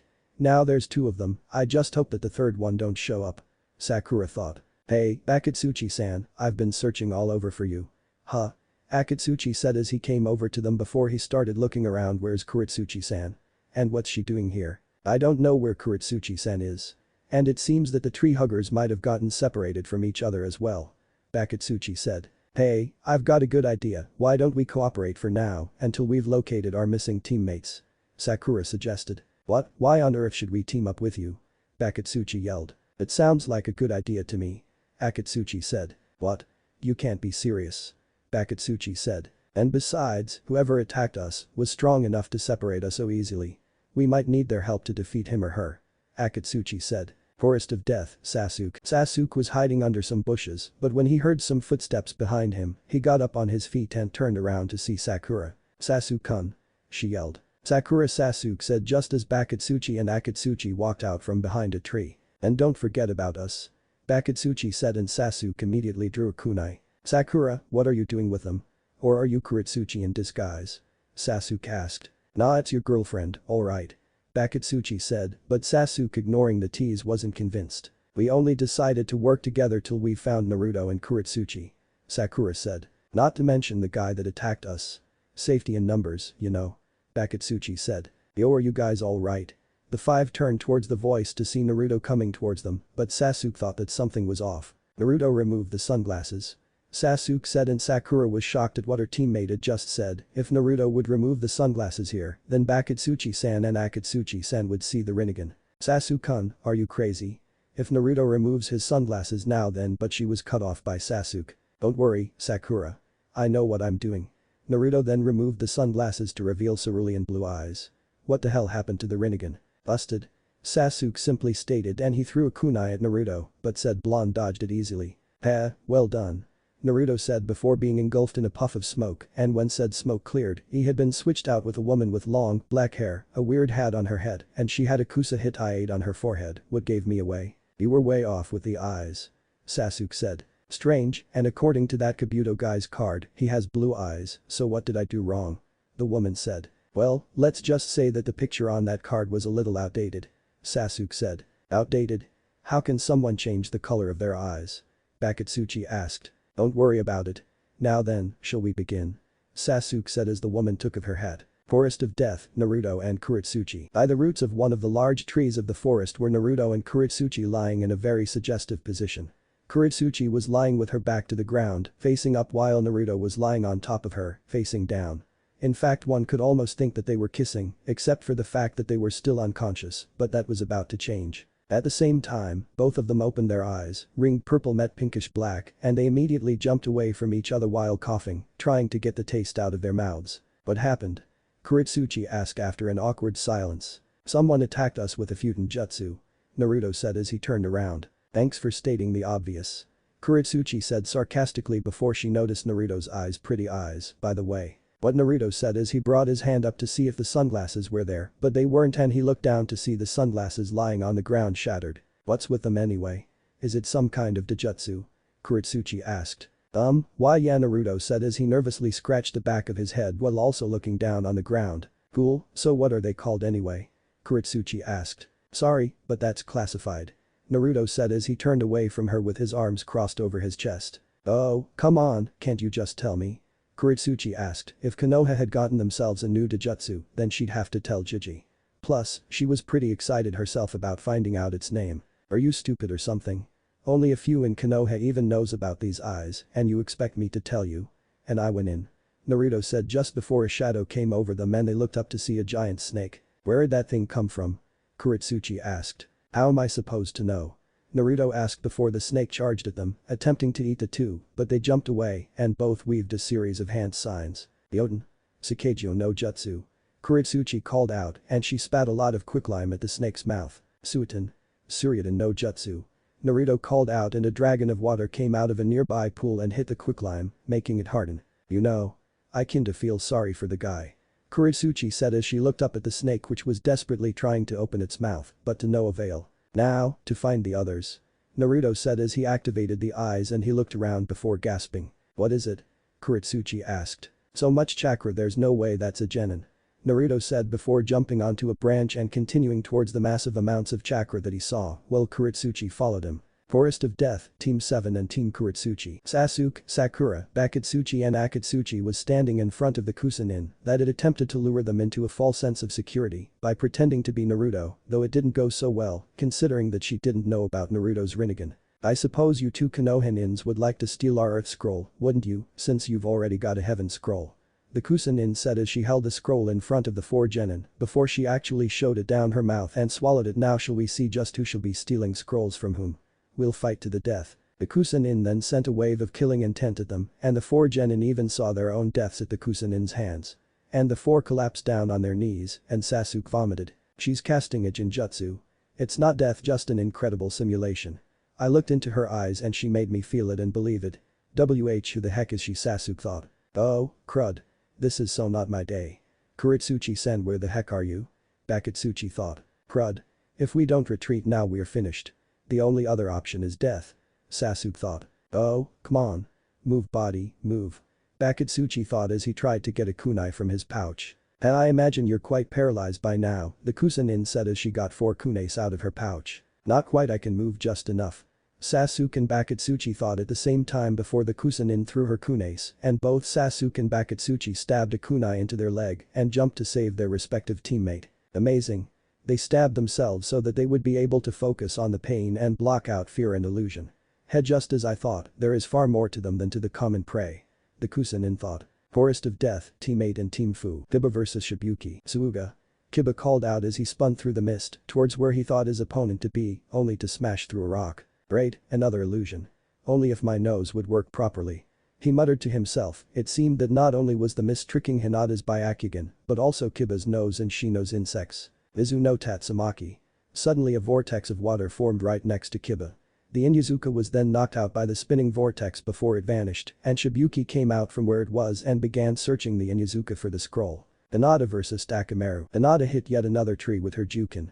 She wondered of course how it was that a Jinjutsu could beat her Byakugan like this, it didn't seem possible. Suddenly 3 kunai all having explosive tags attached to them flew down and embedded themselves in the ground near where the Hyuga was standing and she jumped away just before the tags blew up. Hinata then looked towards the branch that the kunai had come from and jumped up before hitting what seemed to be the silhouette of a person before she realized that it was a tree she had hit. Her eyes then widened as she turned around, realizing that it was a trap, but she was too late as she felt that someone hit her hard and she fell unconscious. Shino vs Fu. My insects appears to be useless in this mist, I have to find a way out of it, and fast Shino thought before he noticed a stream of insects flying at him. He then dodged the bugs only for them to vanish, and in their place was 3 shuriken. Shuriken. So, she's using the mist to her advantage. Letting it fool me into thinking that her shuriken and kunai are insects, he thought before some red particles appeared in the air and the mist faded to reveal that the 3 Taki nins were gone and both Kiba and Hinata were unconscious. Ah. Kiba. Hinata.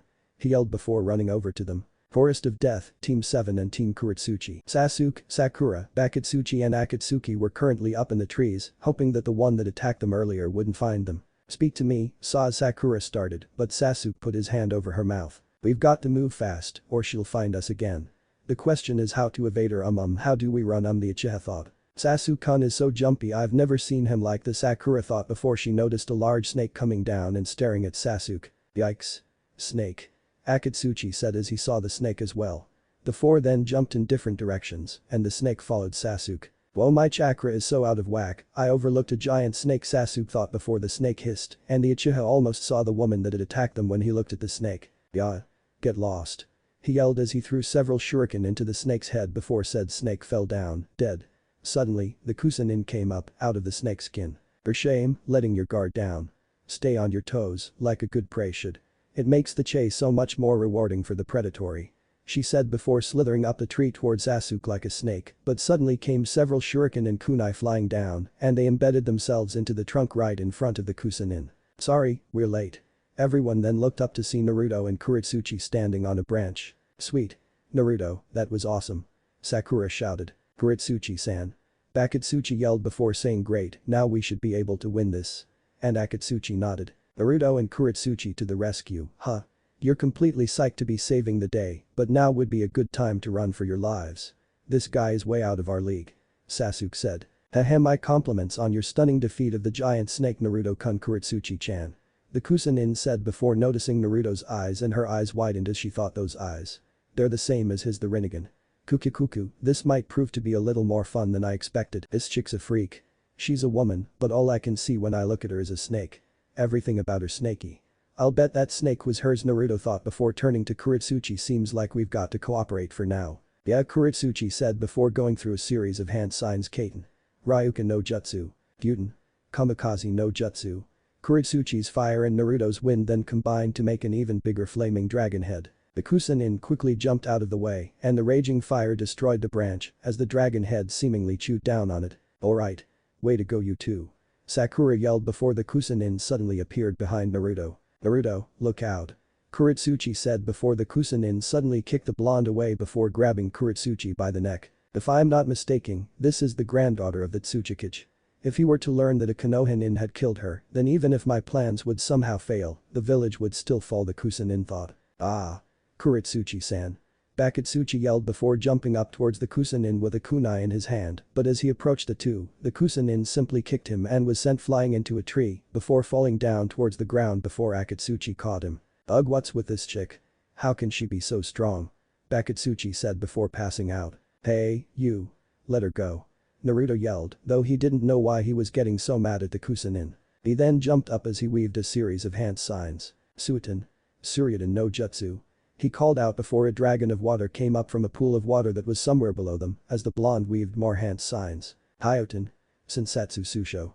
The water dragon then turned into countless of frozen needles which then headed straight for the Kusanin. The Kusanin was then forced to let go of Kuretsuchi as she jumped to avoid the needles before Naruto landed on the branch right in front of Kuretsuchi. As the Kusanin looked towards them, she noticed that Naruto's eyes had slightly changed, the pupils were now crimson with black vertical slits in them. So, he's the Kyuubi Jinchuriki, eh? She thought before throwing several kunai with explosive tags attached to them towards the two. As the kunai approached them, however, Naruto suddenly felt a slight sting in his eyes as they seemed to widen, and a shockwave came out from where he and Kuretsuchi were standing, knocking away the kunace and destroying the tree they were standing on as well as several surrounding trees. Naruto and Kuretsuchi then quickly jumped over to another branch as the tree they were on earlier fell down. What was that? Kuretsuchi asked. I don't know. Naruto said, barely remembering what had happened during the last minute. It seems like he can't yet control the power of those eyes, the Kusanin thought before weaving a series of hand signs and slamming her palms on the branch she herself had jumped over to. Kuchiyas no Jutsu. In a puff of smoke, a large snake suddenly appeared before bringing its tail down on Naruto and Kuretsuchi, but the two of them jumped out of the way and landed on another branch. Let's take out this one the same way we took out that other one. Kuretsuchi said, and Naruto nodded before they both weaved a series of hand signs. Yoten. Sakejo no Jutsu. Kuretsuchi said as she spat a good amount of quicklime towards the snake. Suiten. Suryudan no Jutsu.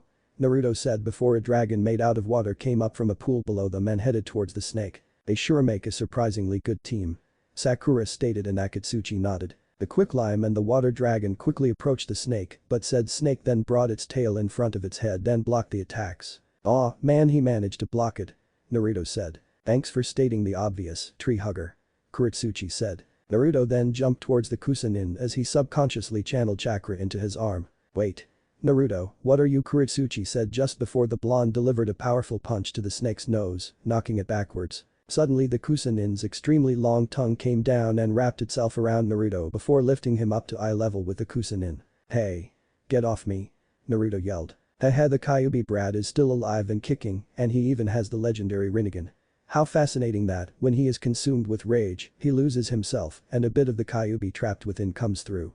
An amazing development, the Kusunin thought as she weaved several hand signs while her tongue raised the blonde's jacket to reveal the seal. There's the proof. The spell that seals the monster within appears on your skin like a tattoo. Small purple flames appeared on her fingertips and she struck Naruto on the stomach, reinforcing the seal. Sasuke-kun. Naruto needs your help. Sakura yelled as Sasuke had only been standing there like a statue the whole time. After being trapped within him for a dozen years, the Kyuubi and Naruto's native chakra and psyche have apparently gone from enmity and opposition to coexistence and are on the very brink of symbiosis. But today you are more trouble than you're worth, the Kusunin thought before flinging Naruto away. He's bound to fall. Sakura thought before she threw a kunai while yelling Naruto. The kunai caught Naruto's jacket and stuck him to a tree. Kuretsuchi then weaved a series of hand signs. Oten. Doryuso. Suddenly, several spikes of earth came out of the ground and shot towards the Kusunin, but she simply just dodged them before appearing next to Kuretsuchi and punching her hard enough to knock her out. Kuretsuchi-san. Akatsuchi yelled. Sasuke-kun. Naruto may be nothing like you. And sometimes he's a big nuisance, but at least he's got guts. Naruto's no coward. Right. Sakura yelled and Sasuke thought back to what his brother had said after murdering the clan. Oda-2, you're pathetic. If you want to kill me, settle for hating me until you can. Hate me and live. Live like the coward you are. Clinging to life without honor. No. He thought as he activated his Sharingan. Ahead appears that the blood of his ancestors is rising up in this one, demanding action, the Kusunin thought. Sasuke-kun. Sakura thought. We'll take our time, so you can show me all your moves. The Kusunin thought before dispelling the snake. Sasuke then took 5 kunes and what looked like a miniature version of a Fuma Shuriken out of his weapons pouch and he held 4 of the kunes in his right hand, the miniature Fuma Shuriken in his left hand and the last kunai in his mouth. I've been living with the hope of one day killing my older brother. I thought it was the most important thing, but maybe I'm the one who's been the dope all this time. Naruto. Sakura Sasuke thought before he leapt into the air because someone who can't even stand up and do what has to be done at a time like this wouldn't stand a chance in a fight against him. Sasuke then threw the kunes he had in his right hand, but the Kusunin dodged all of them before the Uchiha grabbed the side of a tree as he threw the miniature Fuma Shuriken, but the Kusunin dodged that too. Sasuke then took the kunai he had in his mouth as he coated it in chakra and he threw it at the Kusunin, but the snake simply sidestepped it. Not bad. The way he anticipates my every move, the accuracy of his targeting, he sees me. The Kusunin thought before she noticed wires attached to the shuriken and kunai, with the one that was attached to the shuriken going back to Sasuke so that the said shuriken moved back towards the Kusunin string. The Sufushisan no Tachi. The Kusunin said in surprise as the shuriken moved closer to her. I think he did it. Akatsuchi said, but then he, Sakura and Sasuke saw that the Kusunin had caught the shuriken with her mouth. He flawlessly perceived my escape route and struck along a path I didn't see myself, the Kusunin thought, before saying "Heh, such a shame." She got cut off however, when she noticed that the Uchiha had formed the Taurus sign. He means to use Kaiten. Ryuken no Jutsu. Sasuke then sent a wave of fire along the wire towards the Kusunin, but Sasuke and Sakura's eyes widened when they saw that the Kusunin's face seemed to be melting, and the piece of her face around her left eye had fallen off to reveal white skin underneath. That one so young should have such mastery of the Sharingan, truly a worthy successor of the honored name of Clan Uchiha. In fact, I believe I want you, after all, the Kusunin said. Sasuke-kun. Sakura yelled as she ran over to where Sasuke was standing before she looked towards the Kusunin and suddenly she found that she couldn't move. It's marvelous fun, having you show me all your tricks. You really are his brother, aren't you? You can see and conceal things with those eyes of yours that Itachi-san himself never dreamed of. The Kusunin said. Just who the heck are you? Sasuke yelled. I'm Orochimaru, the giant snake. If you'd ever like a rematch, then pass this exam as quickly as you can. I'll see you again if you manage to defeat the 3 Otonins who answer to me. The Kusunin, now identified as Orochimaru, said. What are you babbling on about? We never want to see your face again. Sakura yelled. Perhaps not, but wishing won't chase me away. Orochimaru said as he made a hand sign before his neck suddenly extended and his head lunged toward Sasuke and bit down on the said Uchiha's neck before Orochimaru's neck retracted. I look forward to seeing you again, Sasuke-kun, in the quest for power. The snake said after his neck had returned to its normal length. What, everything hurts. Sasuke said as he brought his hand over his neck where Orochimaru had bitten him as 3 black tormos suddenly appeared there. What did you do to Sasuke-kun? Sakura yelled as Orochimaru started to sink down into the branch. Just a little something to remember me by, he said before started Sasuke screaming. Sasuke-kun. Sakura yelled as Sasuke continued screaming as Sasuke-kun, hang on, Sasuke-kun. You hear me? She then started crying as she noticed a mark on Sasuke's neck before she looked around. Naruto Sasuke-kun, as she then saw that Naruto was unconscious and stuck to a tree. What should I do? Akatsuchi then came down and landed next to Sakura as he was holding Bakatsuchi and Kuratsuchi over his shoulders. We should find a safe place to rest until the others have woken up. Akatsuchi said. Forest of Death, Team Guy. Lee, Niji and Tenten were sitting in the forest as they were eating. It'll probably start to get light in the next hour or so. We were able to use our first day to secure food and water. Most of the teams will be resting now, making this the best time to act. Let's split up and reconnoiter for the next half hour. But whatever you find, when the time is up be sure you're back here. Got it. Niji said as he dropped a kunai down on the ground with the pointy end first. Okay. Tenten said. Roger. Lee said. Budakuzo. Niji said and they shunshined in 3 different directions. Forest of Death, Team 7 and Team Kuratsuchi. Sakura and Akatsuchi had put their respective teammates under a tree. Sakura had also removed Sasuke's hit I-8 and placed a wet cloth on his forehead to keep his fever down. After a while she then removed the cloth and placed her hand on the Uchiha's forehead. Is he alright? Akatsuchi asked. His breathing is improving, but his fever's still high.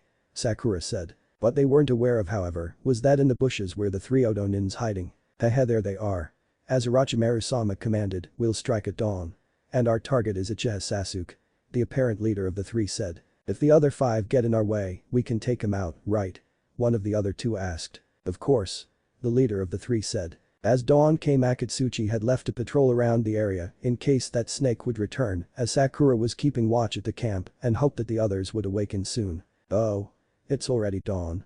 She thought as she saw some light coming down. She then noticed something approaching from behind and she pulled out a kunai from her pouch and slowly turned around, but she saw that it was just a squirrel. A squirrel, she thought before saying, what are you up to, scaring me like that? The squirrel then moved towards her and she noticed that it got dangerously close to one of the traps she and Akatsuchi had laid there. She then threw the kunai and it hit the ground just in front of the squirrel before said squirrel then ran away. That was close. That was too close. Sakura thought. That's pretty tightly wound. I wonder if she noticed the explosive tag we stuck on the squirrel. One of the Odo nins said. No, that's not it, the leader of the 3 said. But then, Dosu. What's going on? One of the others said. We'll have to get closer to find out. So what are we waiting for? The leader of the 3, now identified as Dosu, said. Forest of Death, Lee. Lee jumped from branch to branch through the forest until he eventually stopped at one of the branches as he saw 20 tree leaves falling down. If I can catch all 20 of these leaves before any of them hits the ground, then Sakura-san will fall in love with me. But if I miss even one, then my love for her will never be requited. And she'll probably make fun of my hair. He thought before leaping down towards the leaves and he started catching them one by one. Just one more try, he thought as he reached for the last leaf, but then he noticed something out of the corner of his eye. He saw a squirrel that had an explosive tag on its back. Boom. As the smoke cleared, Lee lied on the ground with the squirrel in his left hand and the explosive tag in his right. Just in the nick of time. An explosive tag on a very short timer. Who would do something so cruel? Lee said as he crunched the tag. Forest of Death, Team 10. Shikamaru, Ino and Choji were hiding behind some bushes as Niji passed them. I'm out of hiding unless you're a coward. Niji said. How'd he spot us when we hid so fast? Ino whispered before looking at the other 2. My masterful plan A, hiding until anyone who might hurt us is gone, has failed. Time for plan B. What a drag finding us like that. Shikamaru whispered before the 3 of them came out of the bushes. Oh. What an honor. Hyuga Niji-sama, last year's Rookie of the Year, fancy meeting you here. Ino said. Wow, can I have your autograph? Shikamaru asked. Oh. It's you 3, Niji said. Get a load of this, Ino thought before she pulled off her hairstring and she said, I can't tell you how long I've dreamt of meeting you. Get lost. Niji said as he walked away. Why? Why didn't he find me sexy? What's wrong with him? It makes me so mad. Ino thought as she angrily raised a fist in Niji's direction. I tried to tell you he wouldn't go for it. Shikamaru thought. Hey, does that fist you're shaking in my direction mean you want to fight me? Niji asked. Haha. Oh, of course not. Ino said before thinking, how could he know that unless he does have eyes on the back of his head? Kurama no Kyubi, no Ino. Only women have eyes on the back of their heads and they can read minds too, by the way. Then get lost. I wouldn't demean myself by taking a scroll from losers like you. It would make me a laughing stock. Niji said. Oh, okay. Ino said as she and her teammates jumped back into the bushes. They're like cockroaches. Niji said before he continued walking. Let's go see if we can pick off some weaklings.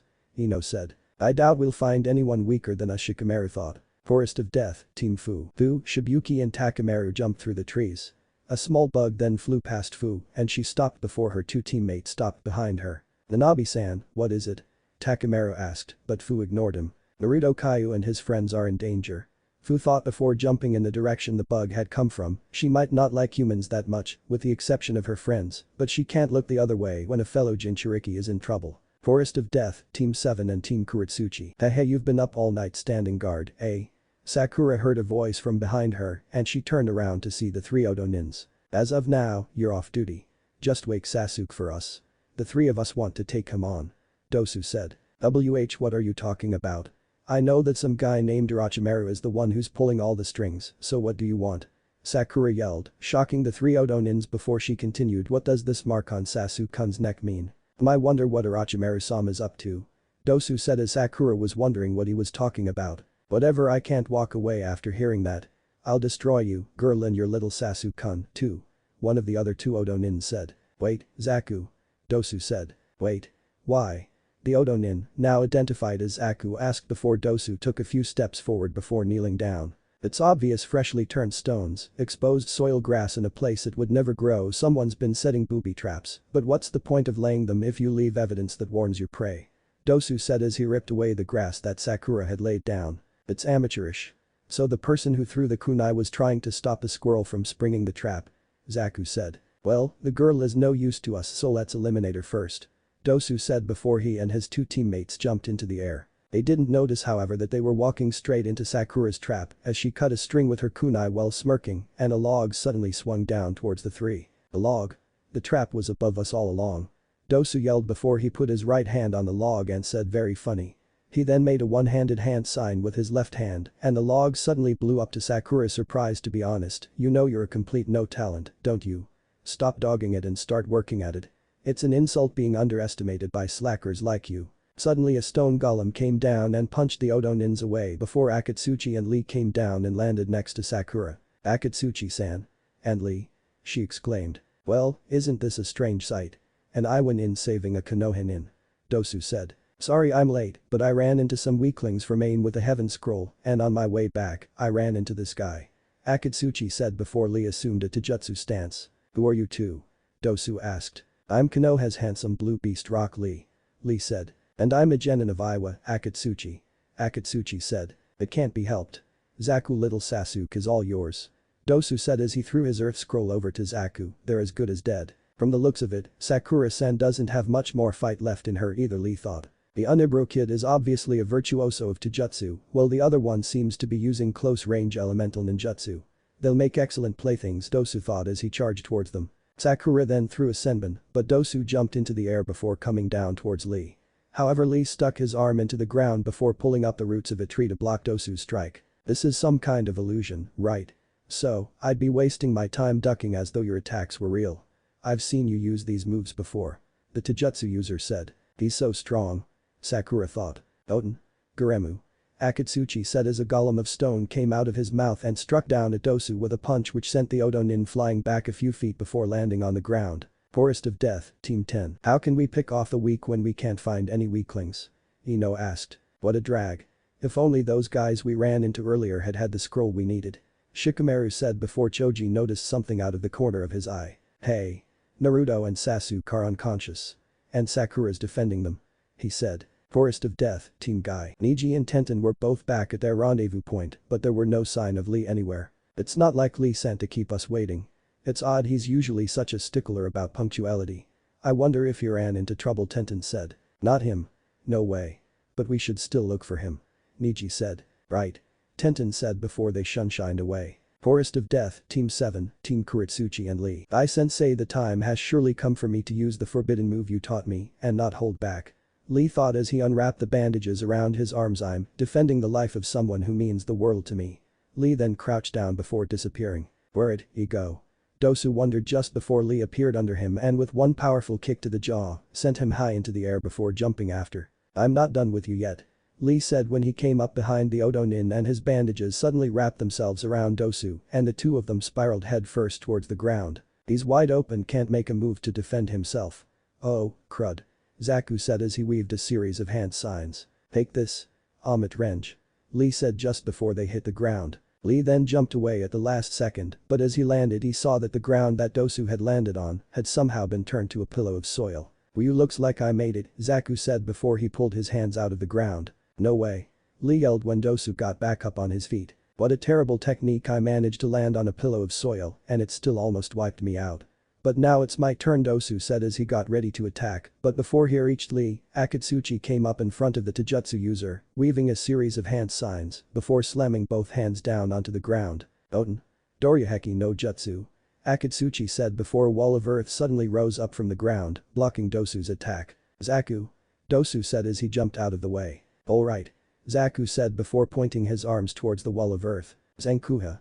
A powerful wave of sound then shot out of the air pipes in his arms and the wall of earth didn't stand a chance as it was literally ripped into pieces.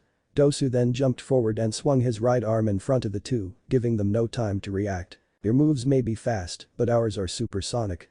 And muscles alone can't break down this wall of sound. Dosu said as he looked at Lee and both Lee and Akatsuchi fell down on their knees before vomiting. Lee-san. Akatsuchi-san.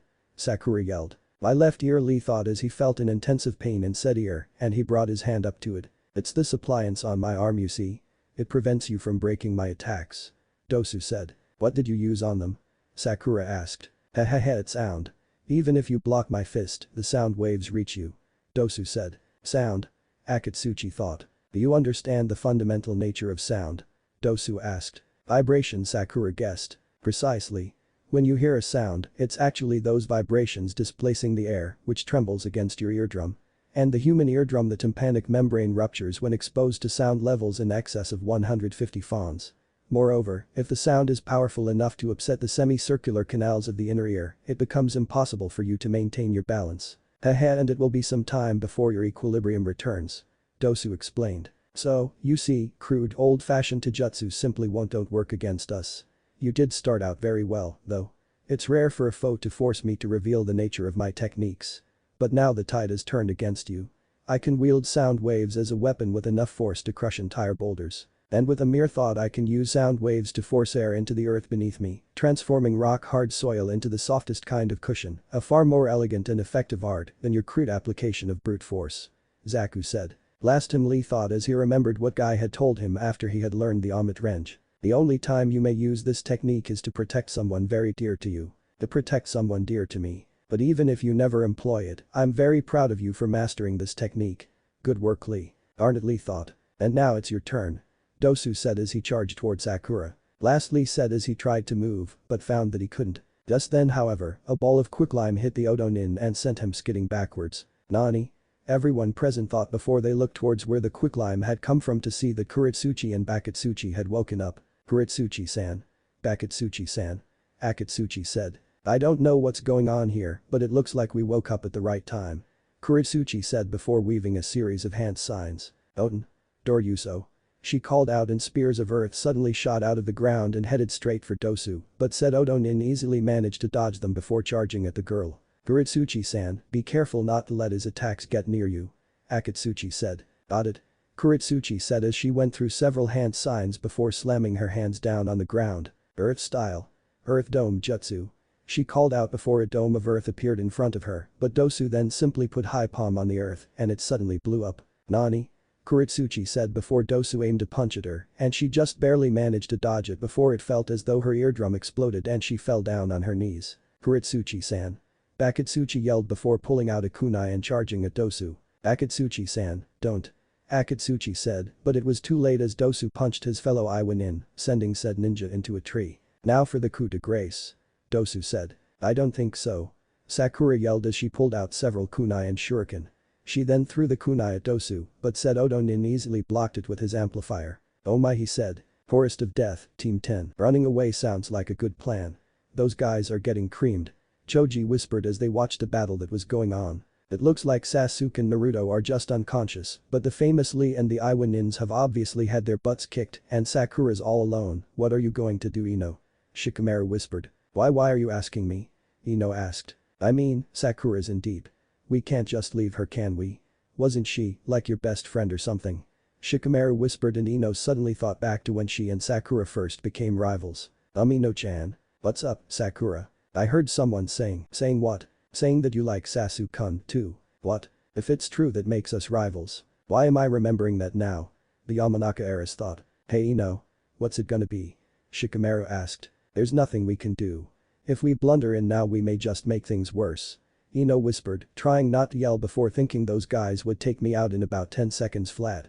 Not even I can beat them. Forest of Death, Team 7, Team Kuretsuchi and Lee. Sakura threw the shuriken, but Zaku came up in front of the throwing stars before sending them back toward Sakura with a wave of sound. My shuriken were repelled by a wall of air. Sakura thought as she dodged them, but then the female member of the Odo team grabbed the Konoha Kunoichi's hair. Lovely hair, so much more bounce and shine than mine has. What ninja technique is that? Deep conditioning no jutsu. You're a disgrace to all shinobi, fussing with your looks when you should concentrate on your training. The female Odo nin said before looking at Zaku. Zaku, why don't you finish of Sasuke or one of her other fallen heartthrobs right in front of this lovesick little pig? The least we can do is entertain her. Ha. Good one. Zaku said before walking towards where Naruto and Sasuke were lying. No. They wouldn't, Sakura thought. Hold still.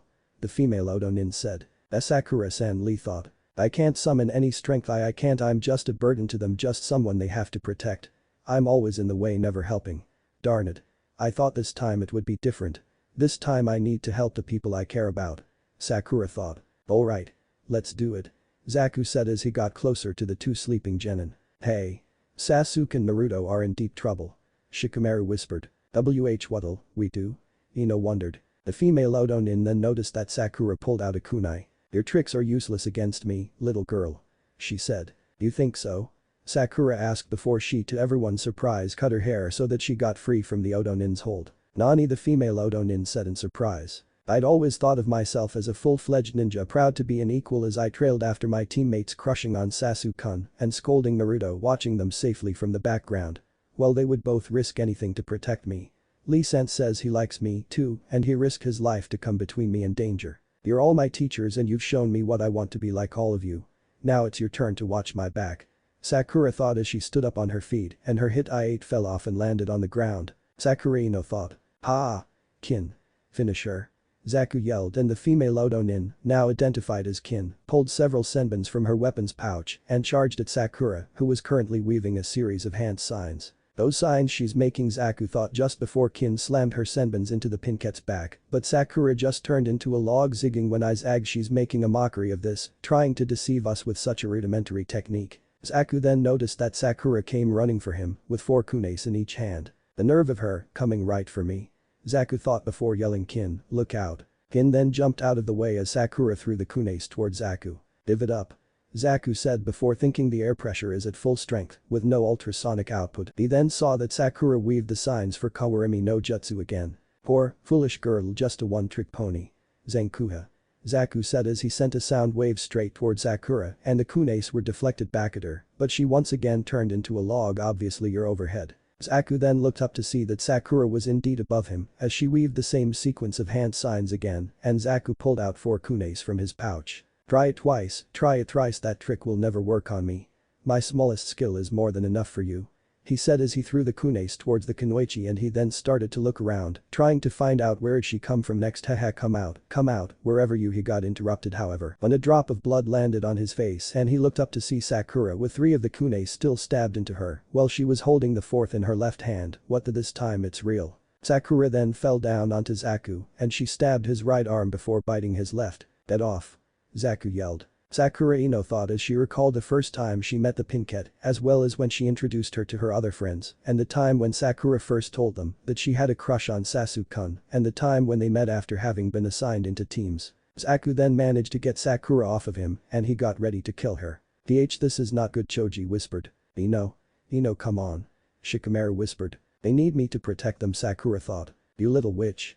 Zaku yelled as he prepared to fire, but then to everyone's surprise, Team 10 came up in front of Sakura, with Shikamaru holding onto Choji's scarf.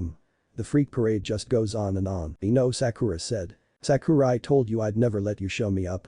Ino said. Sasuke's mindscape. Sasuke was hovering in a completely white space, and in front of him was what appeared to be a younger version of himself. Who are you? He thought. Dusan and Ka-san needn't have died. The younger Sasuke said. Me of long ago. The older Sasuke thought. Ultimately, without strength, there's nothing you can do. I wasn't strong enough. Our clan was destroyed. Everyone was killed because you let them die. You just stood there and watched. The younger Sasuke said as he brought his hand up to his left eye and started ripping off the skin around the eye to reveal Orochimaru's eye as his voice changed to Orochimaru's, because you're nothing but a weakling. Forest of Death, Team 7, Team Kuretsuchi, Team 10 and Lee. You know why, Sakura said. Did you think I was going to let you make the big sacrifice and hog all the glory in front of Sasuke-kun? Ino said. More of these annoying little bugs have crept in and started swarming. Dosu said. What are you guys thinking? Those creeps are too dangerous. They lead us alive. Shikamaru, let go of me. Choji yelled. Nope. No way. Sorry, buddy, but that's the way it is. We're the men here. We can't run away when Ino's ready to risk her life fighting. Not even if we die. Shikamaru said. Sorry I dragged you boys into this. But we are a three-man team, all for one and one for all. Ino said. What's meant to happen will, I guess. Shikamaru said. Haha, we'll let you off the hook if you want to run, fatty. Zaku said. What did that guy just say? I could have sworn he called me Choji said. That word's a big no-no with Choji if this guy says it again, Shikamaru thought. You're welcome to run away if you can find a hiding place that's big enough, fatso. Zaku said. I'm not fat. I'm just pleasingly plump. Choji yelled as he snapped, pleasingly plump people unite. Unreal. Sakura thought. Does everyone understand? Do you get me? Konoha and the Odo ninja are at war. Choji yelled. Good luck. Choji's lost it. Ino thought. This is turning into a complete drag. Shikamaru said as he let go of Choji's scarf. It certainly is. Zaku said before thinking our orders were to find and kill Uchiha Sasuke under the cover of this exam, but Sakura, stay here and watch over your team. Ino said. Right. Sakura said. This is it, Team Ino. Up and at 'em, full speed ahead. Ino yelled. Yes ma'am. Shikamaru said. Ino Shikacho formation. It's on you, Choji. Ino yelled as Choji made a hand sign. Okay. Baiken no Jutsu. Choji said, and he suddenly became twice as big and looked like a ball with tiny arms, legs and head. Nikiden Sensha. Choji's arms, legs and head then went into his body as he started rolling towards Zaku. What kind of freaking jutsu is that? Just a fat guy rolling himself around. Zankuha. Zaku said as he sent a sound wave at Choji, but said Akimichi managed to hold his own and after a few seconds, he jumped up into the air flying. How is that possible? But that kind of rotation, so much for air pressure. Maybe ultrasonic waves, if that thing hits me, I'll be pulverized. Zaku thought as Choji came down towards him. Seeing as though Zaku was in trouble, Dosu ran towards him, but Shikamaru noticed it. Oh, no you don't. Since you've been the biggest drag in everybody's ass at Kajime no Jutsu. He thought, and suddenly his shadow stretched and hit Dosu's own shadow, paralyzing the Odo nin. I can't move. Why is that? It's his shadow. Dosu thought as Zaku managed to dodge Choji. What are you doing at a time like this? Dosu. Kin yelled. Ino. The woman is the only one left. Shikamaru said and Ino made a hand sign. You got it, Shikamaru. Take care of my body while I'm gone. Ino said. Gotcha. Shikamaru said. Shintention no Jutsu. Ino said, and she suddenly fell asleep as Shikamaru caught her before she hit the ground. Man, that makes my head spin. Choji said as he stood up on his feet. Kin suddenly pulled out a kunai and held it up to her own throat, proving that it was actually Ino in Kin's body. You're finished. If either of you makes a move, your teammate Kin is as good as dead. Both of you, leave your scrolls here and go finish the exam without them. When I can no longer sense either of your chakras, I'll release Kin. She yelled, but she was puzzled when she saw both of them, smirking. What do they think is so funny? They're going to, Sakura shouted when she figured what the Odo nins were planning, and Zaku pointed his left arm at Ino Kin. No. Zaku then sent a sound wave straight at Ino Kin, and she was sent flying into a tree before she fell down to the ground as blood came out both Kin and Ino's mouths. Ino, Shikamaru yelled. What unbelievable lowlifes to wound your own comrade. Ino Kin said. You underestimated us, bad mistake.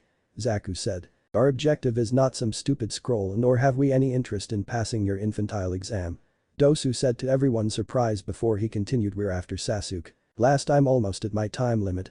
Shikamaru thought just before his shadow detached itself from Dosu's and retracted back to him. So your little trick can only work for 5 minutes at a time. And as for the jutsu that girl is using, from the look of things, if we inflict any harm on her host, her real body suffers as well. Haha, we can kill her by killing Kin ourselves. Dosu said. You're despicable. Everyone then looked up towards where the voice came from to see Niji and Tenten. You bucolic non-entities think you're all that just because your sonic powers were strong enough to wump these novices. Niji said. What? Dosu said. Again the vermin come crawling from the woodwork. Zaku said as Niji looked down towards Lee. Looks like you blew it, huh? He said. Lee-san, Tenten said. Those are Lee-san's teammates, Sakura thought. The kid with the hairdo belongs to us. You heard him, so now you have to answer to us. Niji said as he activated his Byakugan. His eyes seemed to penetrate everything. Dosu thought. Stop while you still can or we'll give you everything we've got. Niji said, and he was about to attack Dosu before suddenly noticing something. Haha, if you find us so despicable, why won't you stop posturing and start doing something about it?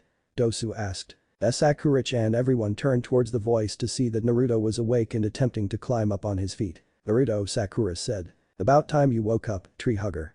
Kuretsuchi said before Naruto got up on his feet and walked forward until he was standing in front of Sakura, and he looked around while activating his eyes. Sakura-chan bushy brows Kuretsuchi Iwa Nin Sasuke looked over everyone who had been taken down before glaring at the Odo Nins, and luckily his eyes were hidden in the shadow of his hair. Heh. So, one of the sleepyheads decided to wake up, I see. Well, too bad. You should have stayed in Dreamland, but now we'll just kill you too. Zaku said. No. Naruto said calmly, ignoring Zaku. Return to your body. Huh? Why? Ino asked, surprised that the blonde idiot knew that she was in Kin's body, and she wondered why he wanted her to return to her own. Just do it. Naruto replied. Alright. Ino said before making a hand sign Kai. And she returned to her own body. What are we waiting for? Let's blow this guy out of here. Zenkukikuha. Zaku called out as he sent a powerful sound wave towards Naruto and the others. As the sound wave approached the blonde, however, he held out his arms as if on instinct, and what looked like a blue shield appeared in front of him, and as the wave hit the shield, it seemed to be absorbed into the young Rinnegan bear. Nani? Zaku said in surprise, and he wasn't the only one that was surprised. None of the people present had ever seen someone blocking a ninjutsu with his bare hands, in fact not even Naruto, who had performed the miracle, didn't know what had just happened. Looks like ninjutsu won't work on this one. Well, in that case. Dosu said before charging towards Naruto, but said blonde looked up towards the Odo Nins. Dosu was then stopped in his tracks as two large purple eyes with 4 rings centered on the pupil like a ripple pattern seemed to appear above the boy, and the 3 Odo Nins lost their breaths as they felt as though their bodies became much heavier, and they also started sweating bullets. What the Shikamaru thought before he noticed Naruto's eyes. What happened to his eyes? Has he unlocked some kind of Dojutsu? Is this why he wore those sunglasses? Those eyes, what is he? Dosu thought, never having seen or heard of eyes like Naruto's before. I'll give you one chance to leave your scroll here and escape. Naruto said. Obviously, we won't stand a chance against you. Dosu said before he put an earth scroll down on the ground. You don't seriously think that we would lose against some weakling like him? Zaku said. Didn't you feel that killing intent? It would only have that effect if he's stronger than us. Dosu said before turning around to leave, quickly followed by Kin, and Zaku hesitantly followed shortly after. Matt. Sakura yelled, and the Odo Nin stopped as they looked over their shoulders. You've got to tell me. Who is Orochimaru? What did he do to Sasuke-kun? And why was Sasuke-kun the one he chose? I don't know, we were just following orders. Dosu said before thinking. You ordered us to murder Sasuke, but you got to him first. And instead of killing him, you marked him with that curse. What's your game? Forest of Death, Team Fu. Shibuki and Takamaru were in the trees overlooking the battle. Whoa. What was it that blonde kid did? Shibuki asked. I don't know, but for some reason I hope I don't have to fight him. Takamaru said. Those eyes aren't normal. He's got to have a Dojutsu, but I've never heard of one like that before. Kyuubi Jinchuriki, Uzumaki Naruto, there's obviously more to you than meets the eye, and I'm not talking about your tenant, Fu thought as she licked her lips before turning to her teammates. Let's get out of here. Right. The two of them said in unison before the 3 Taki Nins shunshined away. Forest of Death, Team 7, Team Kuretsuchi, Team 10 and Team Guy. Hey Naruto. Sakura said as she walked over to the blonde, catching his attention. Huh? What is it, Sakura-chan? Naruto asked as he turned around, but then Sakura suddenly punched him so hard that he was sent flying into a tree. Hey. What was that for? Naruto yelled before Sakura appeared in front of him. What happened to the sunglasses? She asked, making sure that no one else would hear her. Oh, those. They broke. Naruto said. Hey Naruto. Naruto and Sakura looked towards the voice to see Shikamaru walking towards them, and Naruto quickly looked away so that the Nara wouldn't see his eyes. Here. Shikamaru said as he handed Sakura a pair of sunglasses. What? She said. We ran into a group of AIM Nins earlier and one of them dropped these. I don't know why, but I had a feeling that they could come in handy, so I picked them up. Shikamaru said before walking back to his teammates as Sakura gave the sunglasses to Naruto, who put them on. Tenten jumped down and landed in front of Ino, who was helping Lee. Let me take him from here. Tenten said, and Ino handed the boy over to the weapon user before said weapon user started relentlessly shaking Lee while yelling, Lee-san. Are you alright? Pull yourself together. Huh? Tenten. When did you get here? Lee asked. We came to rescue you. Tenten said before Lee started to look around. Where did the Odo Nins go? He asked. Naruto scared them off. Tenten said. Oh, Lee said as he looked towards where Naruto and Sakura were. What were you thinking, going off half-cocked like that, alone? Look at you. You're a mess. Tenten said. Sakura-san needed me.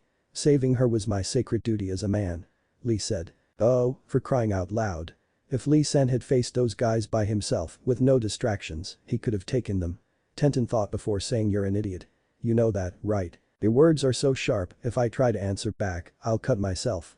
Lee said. Lee-san arigato. Sakura said as she came over to Lee and Tenten. Thanks to your help, I've made some kind of breakthrough. My skills have been taken to a whole new level. Sakura-san, Lee thought. You guys alright? Naruto asked as he knelt down over Kuretsuchi. I don't want your sympathy, tree hugger. Kuretsuchi said as she climbed to her feet, quickly followed by her two teammates, and Naruto rose up on his feet as well. But thanks. Kuretsuchi whispered so that her teammates wouldn't hear it. So, you're gonna tell me what jutsu you have? What? No way. Naruto said. Forest of Death, Tower. Anko was sitting on a couch in a room inside the tower in front of two Anbu. Just earlier that day, she had run into Orochimaru in the forest, though the snake Sannin managed to get away from her. What's happened is a disaster, but the exam must go on. Anko said. Why? One of the Anbu asked before a Jonin came in the door. Thank goodness you're here, Anko-san. There is something I must tell you right away, the Jonin said. Now what? We're right in the middle of something vital. Anko said. Observe. The Jonin said as he held up a surveillance tape before putting it into a video player. Video surveillance, eh? One of the Anbu said as the Gaara, Kankuro and Temari were shown on the TV. Right there, notice the time and date stamp, the Jonin said as he pointed at where the time was shown. That looks like, Anko said. It is. It was shot from the interior of the tower a mere hour and 37 minutes after the second exam began. The three ninja from Suna have already passed the second exam. The Jonin said. Chapter preview. Here is in congratulations to you all on passing the second exam. Orochimaru, so you've mastered the spells of sealing, Kakashi. Looks like you're all grown up. So, Sakura, it's you and me going head to head. I never saw it coming. Hiba, the only ones who haven't competed yet are me, Hinata, Naruto, one of the Iwa nins, one of the Odo nins, Choji, Niji, one of the Taki nins and Lee and that guy from Suna. Naruto, you're so high on yourself you just go and fight me alone, or with your dog, or any other way you want. Hey, next time on Cough on Naruto. Rinnegan Jinchuriki. Preliminaries. Sasuke, Naruto, you're one of the ones that I wanna fight the most. What if Naruto has Hyuga clan eyes in Chunin exams harem? Thanks for watching my video till the end. If you enjoy this content, then do consider subscribing to my channel and leave a like if you guys need the next part, comment down, and thanks for watching the video and see you guys in the next video.